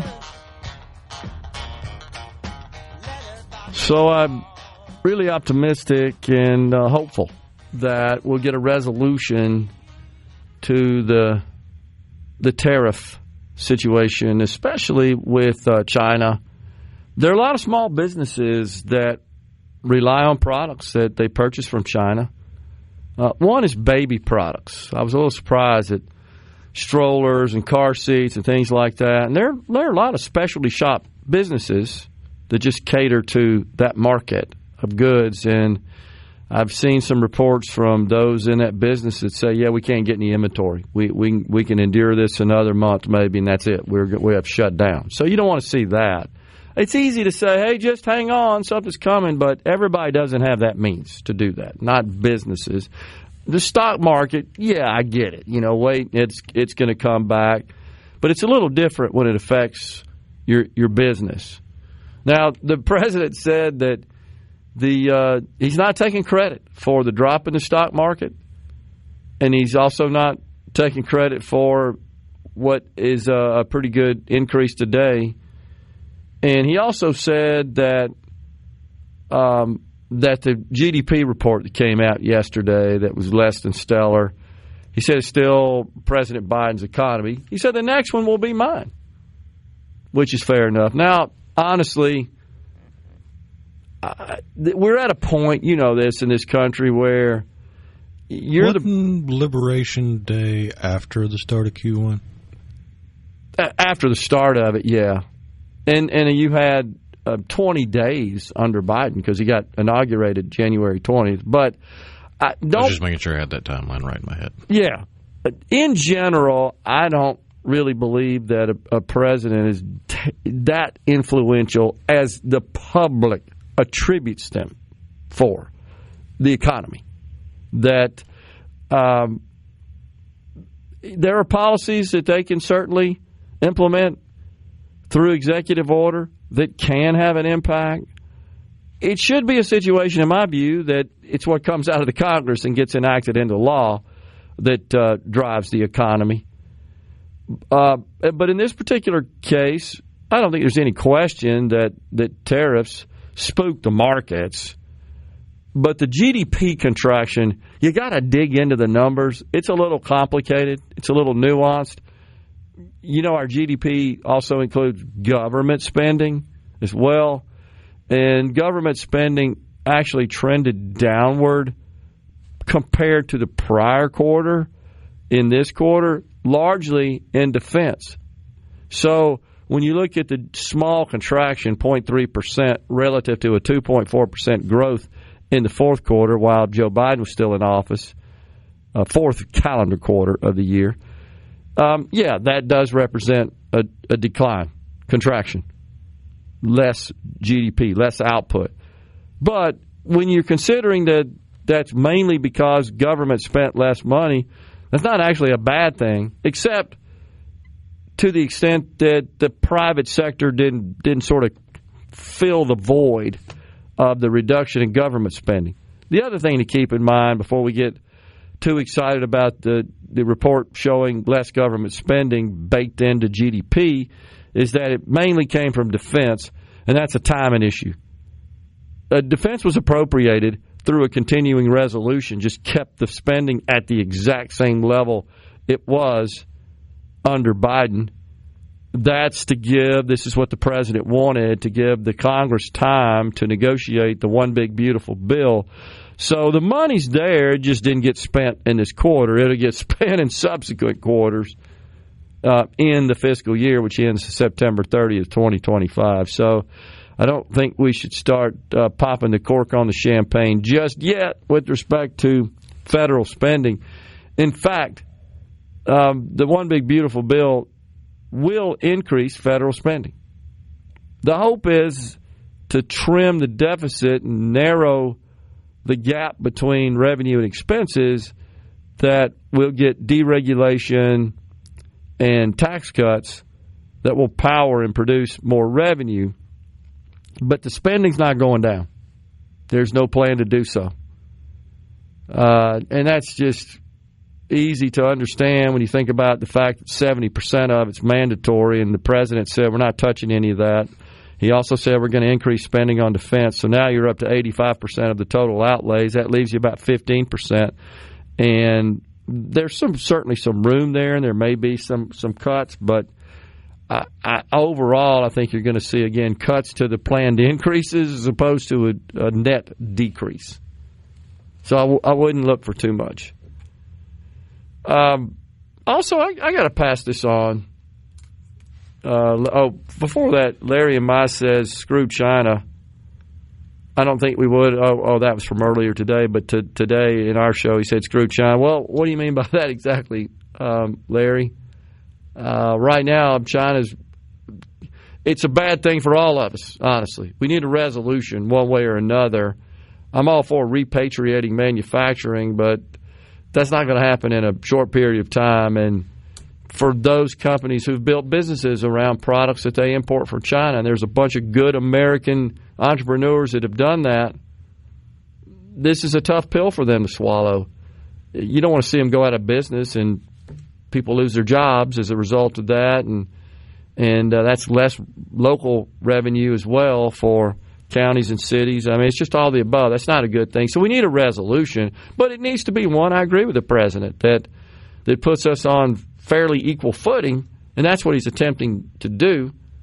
The concern is, and it kind of feels like Trump is goading China into having to make a public statement, because if they really are having closed-door negotiations behind the scenes, that plays into China's hand, because if Xi Jinping makes any concessions, he has to make them quietly. Yeah. He has to make them behind closed doors in a way that he can keep away from his people. And if Trump keeps saying, yeah, we're talking, we're having negotiations, they could go, no, we're not. Shut up. No, we're not. Yeah, exactly. Then it doesn't seem like they're going to allow China to make secret concessions. Well, you make the point all the time, and you're dead on accurate on this. In the communist domain, the image is more important than the substance. And this is a case in point, no doubt. And it's a cultural imperative to save face. Yeah, and how much effort do they invest in trying to convince their people this is really a better system? Pay no attention to what you see in these other countries. It's evil, it's bad, it's this and that, and they lie about it. Now, it's a lot harder to cover it up these days, even with the great firewall of China that blocks a lot of content. They still get it, though. They still get around it. You know that. And they're saying, wow, life looks... Because for the last decade or so, they've allowed at least a percentage of their population to start making a living through tourism. That's true. And no matter what they try to do, no matter what limitations they put on information sharing from those that went and saw it and came back, once you're back in your home country, they ain't doing anything to you when you talk about how bad it was that you saw. Oh, the chef was going out in the gutter and just getting ladlefuls of oil from the gutter. Yeah, and so there's a kind of an epithelial layer that it just surrounds the entire country with the propaganda and the garbage, and I think the president knows that, and he's leveraging that. He knows that this saving face doctrine, so to speak, could be a valuable aspect of the negotiations, and so I applaud him for that. But we still have to recognize that there are a lot of small companies that they've got a business they've built, and they can't just tear it down and start over and say, oh, yeah, we just won't do that anymore. I mean, their whole business is the essence of it. I had no idea, like dog supplies. I caught a video of an owner of a dedicated sort of dog supply. There's those around the area here as well, retailers. But you look at all the harnesses and the collars and the beds and all that stuff, everything in there, he said, comes from China. We just don't make that stuff here. Yeah, and we haven't for a long time. If I'm not mistaken, a lot of the harnesses and that kind of textile work left the U.S. and went to Mexico and South America, and then left Mexico and South America and went to China. Well, he says in the video, I cannot get inventory. This is what I got right here in the storage room, stock room. That's it. And when that's sold, and then if we can't get inventory, we're going to go belly up. We're going to fail. So we have to, I think, feel their needs, and hopefully we'll come up with something that works out. That's the main thing there. When I come back, remind me, I want to give a little kudos to Senator Daniel Sparks. He's taking on this PERS issue head on. Went to the belly of the beast the other night. He did real well. We're coming right back in the Element Well studio.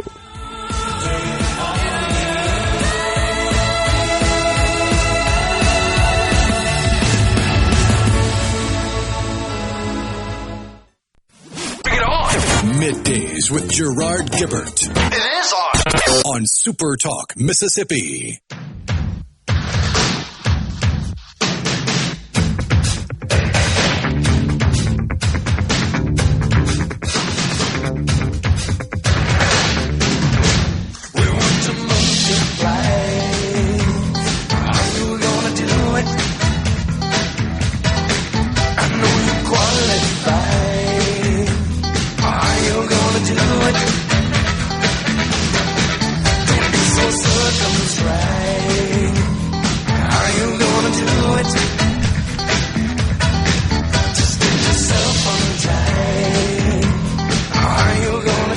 So I went and rewatched the video of this owner of this dog supply shop, and he said that the ports, of course, are closed down, and he can't get the stuff that he sells, and he's standing in front of a wall showing all the inventory hanging, and it's all the various dog collars and harnesses, and he picked one of the harnesses up. He said, yeah, this sells for $34.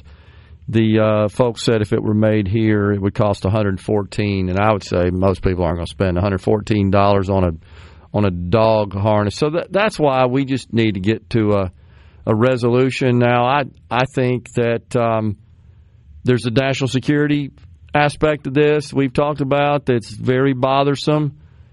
That is, we're relying on a country that is our chief adversary to produce things that we need to function, such as drugs and certain military supplies and components and chips. And there's other things that are super critical that it's just disturbing that we're relying on people that want to wipe us off the map, honestly.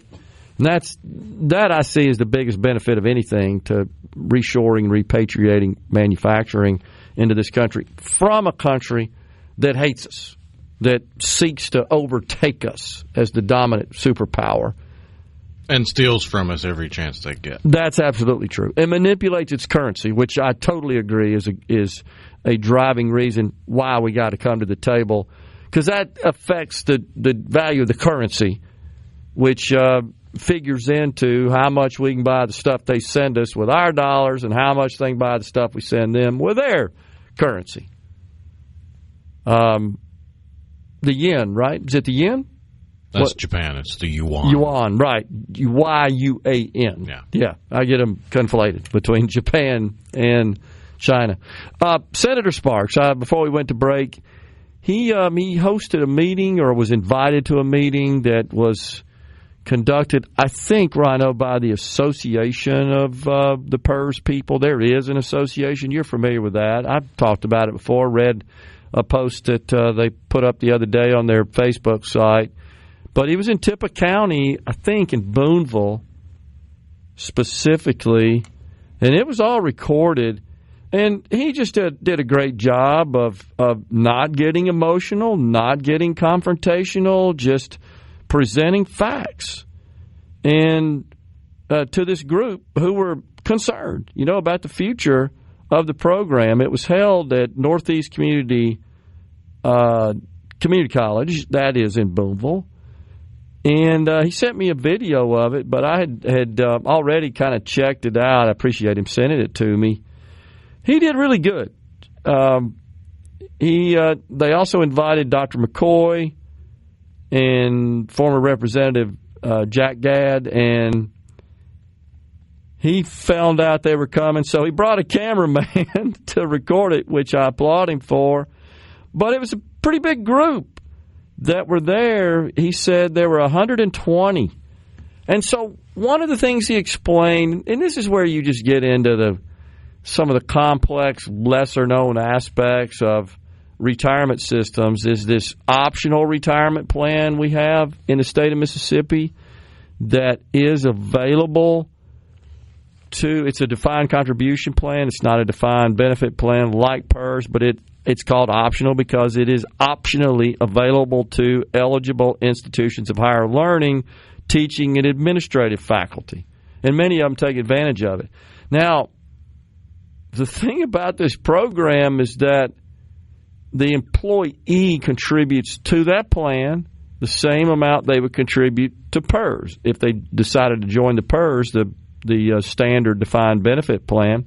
But the state also contributes the same as they would to PERS.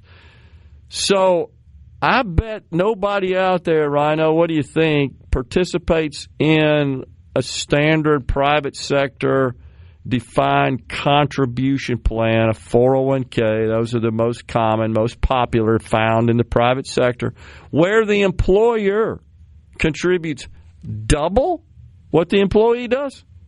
Double. There may be a handful of companies that do that, but I've never heard of one. Half is good, usually, of what the employee contributes.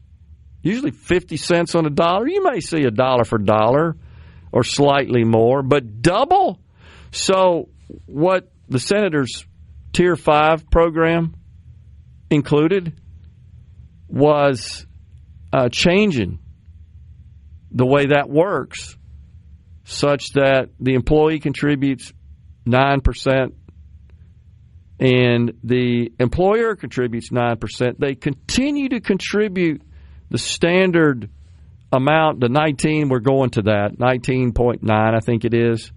Still contribute that amount, but rather than all of that going to the employee's optional retirement plan, they're going to get matched dollar for dollar, 9%, and the remainder is going to go to PERS. So the idea there, as you can see, is more money's going into PERS without more money being required to be paid out, because these people belong to the optional plan. They're not in PERS. To the employer, it's transparent. They're going to contribute the same amount, but only 9% of their total contribution, 9 percentage points, is going to the employee. The rest of it goes to PERS. Bottom line is PERS gets more money. The employee gets less into their program, but they're still getting a very generous dollar-for-dollar match. I'm not sure who designed it originally, but the fact that the employer contributes twice as much to a defined contribution plan than the employee does is just unheard of. I don't know that I could think of a company. We'd spent a lot of time finding a company that has such a plan in place. So he said that there were people in the room that it really never knew the optional retirement plan existed. That's understandable because it only applies to a small number of people.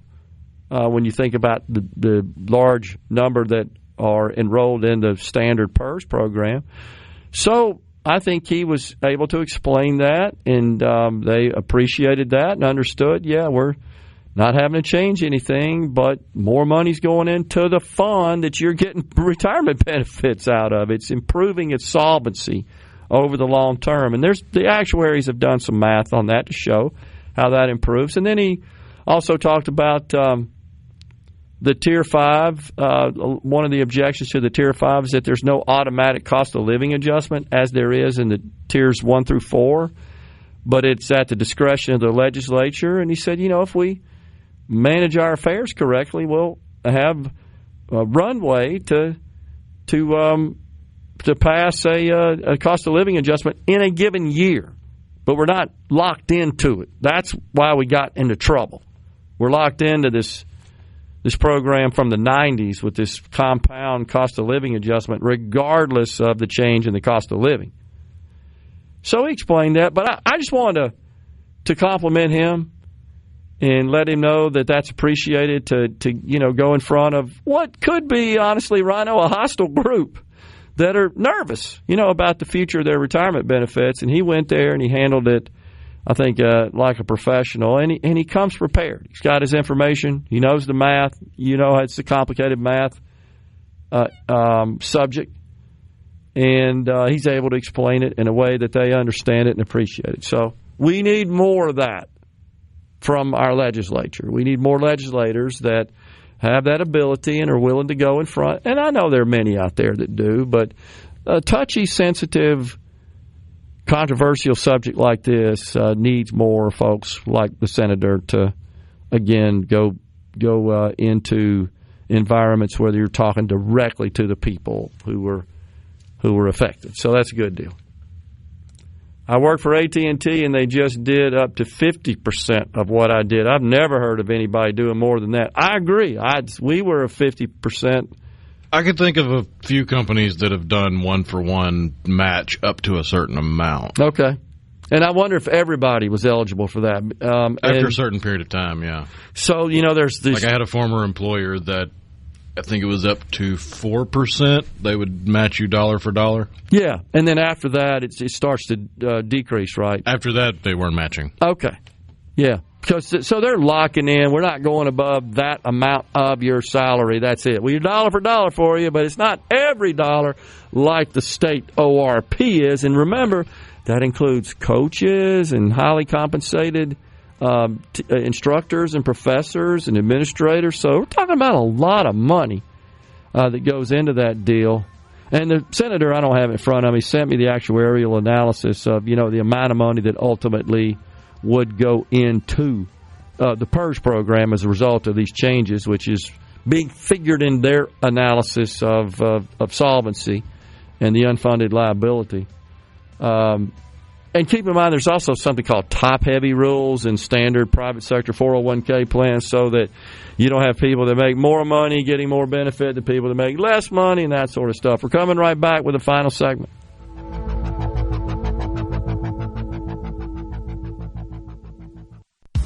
Days with Gerard. Good for America. Good for fans of justice and truth. Good for us. SuperTalk Mississippi. This is what we stand for.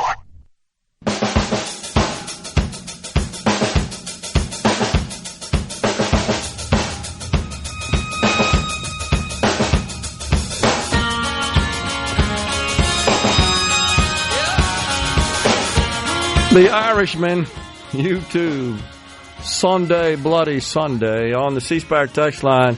Yeah, I'm sorry, I got it wrong. I said Tippah County. It is Boonville's in Prentice County. Is that right next door? So I'm trying to remember my geography from the northeast corner of the state. So I apologize for that, getting that wrong. I'm from up that way, and I never learned it, so don't look at me. So I accept my apology. Certainly no disrespect.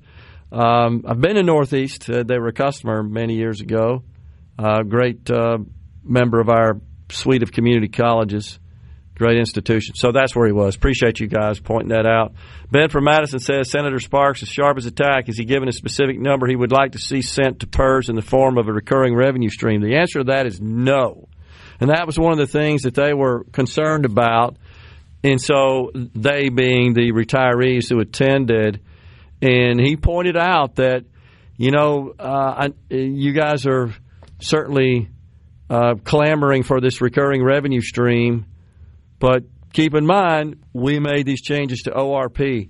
We implemented this Tier 5, so you've got to consider that on the revenue side of the equation. However, he pointed out something that I pointed out here on the show, and so he and I are in alignment on this, and I've written about it as well, and I've talked directly to members of PERS. The original House bill, HB 1, that had the $100 million carve-out from the Mississippi Lottery Corporation that would go to the PERS fund under the original House bill, honestly, but also had a significant increase in fuel taxes, actually not the excise tax, but imposed a sales tax on fuel. Well, some of that money is from the fuel tax, sales tax on fuel, would be designed in that bill to offset the loss of the $80 million the Department of Transportation presently receives from the lottery. So I know a lot of people talk about this thing's just a tax swap. You could kind of look at that as a tax swap. Okay, we're going to swap this $80 million the lottery's generating that's going to Department of Transportation. We're going to take that away, but we're going to make it up over here with sales tax on fuel. So to a great extent, that recurring revenue stream that PERS would have received under HB 1, that's made possible by increasing or imposing a sales tax on fuel. And that's just the way the math works out. Somebody else said, let's see. Larry on the C-Spire text line. Larry and Brandon. Do teachers qualify for the optional retirement program? They do not. Only those that work in eligible institutions of higher learning. And they must be teaching and administrative faculty in Mississippi. So, no, standard K-12 teachers must participate in the standard public employees retirement system. Larry Amaya says that we should not bow to communist China. And so I asked him, should we ban the export of Mississippi farm products to China? He said, no, they need us more than we need them. I don't think they believe that. Well, that's because, as we've said, Larry, so many times on the program, they don't really value human life the way we do. And they're okay. If people die, they're okay with that. Literally. If it means they come out on top, and as you say, to save face. I mean, that's a tenet of communist doctrine, is it not? It's in the best interest of the motherland, the fatherland, or whatever the hell they call it. So we jokingly use the phrase struggle session nowadays, but that phrase had a completely different meaning in living memory in mainland China. No, that's absolutely right. Where the intellectuals were turned upon, anybody in governance locally might have been turned upon if they didn't toe the party line. You had children turning their parents over to the communists. Yeah. And the struggle session was not being browbeaten. It was being beaten. Right. That's right. And it complicates negotiations when you're dealing with irrational people who historically have behaved irrationally. Thus, the extermination of millions of their own dang people, right? And they thought was in the best interest of the community. That's why it's called communism. It's a derivative of it. Gary in the Berg, yeah, I did see this, Gary. Stephen Miller, White House, what is he? He's not chief of staff, or is he the chief of staff? Yeah, he went off on a bit of a tirade about the fake media that were really covering up for terrorists and also for Biden's incognition as well. Mo says, I thought the sales tax failed and we ended up with an excise tax on fuel. It did. I was just simply saying, Mose, that the original bill. So what the deal is, Mose, and the reason I brought that up is because the PERS people are saying, hey, look, the House had this bill that would have provided us a recurring revenue stream. What passed doesn't have that. It was omitted. And so the senator, coming from the Senate side, simply explained that, yeah, we didn't have that in our legislation, but just keep in mind our taxes on fuel are much less than the taxes on fuel from the House bill, which was simply replacing the loss of revenue that went to infrastructure from the lottery to give it to PERS. Hope that made sense. Out of here today, back again tomorrow. Stay safe and God bless.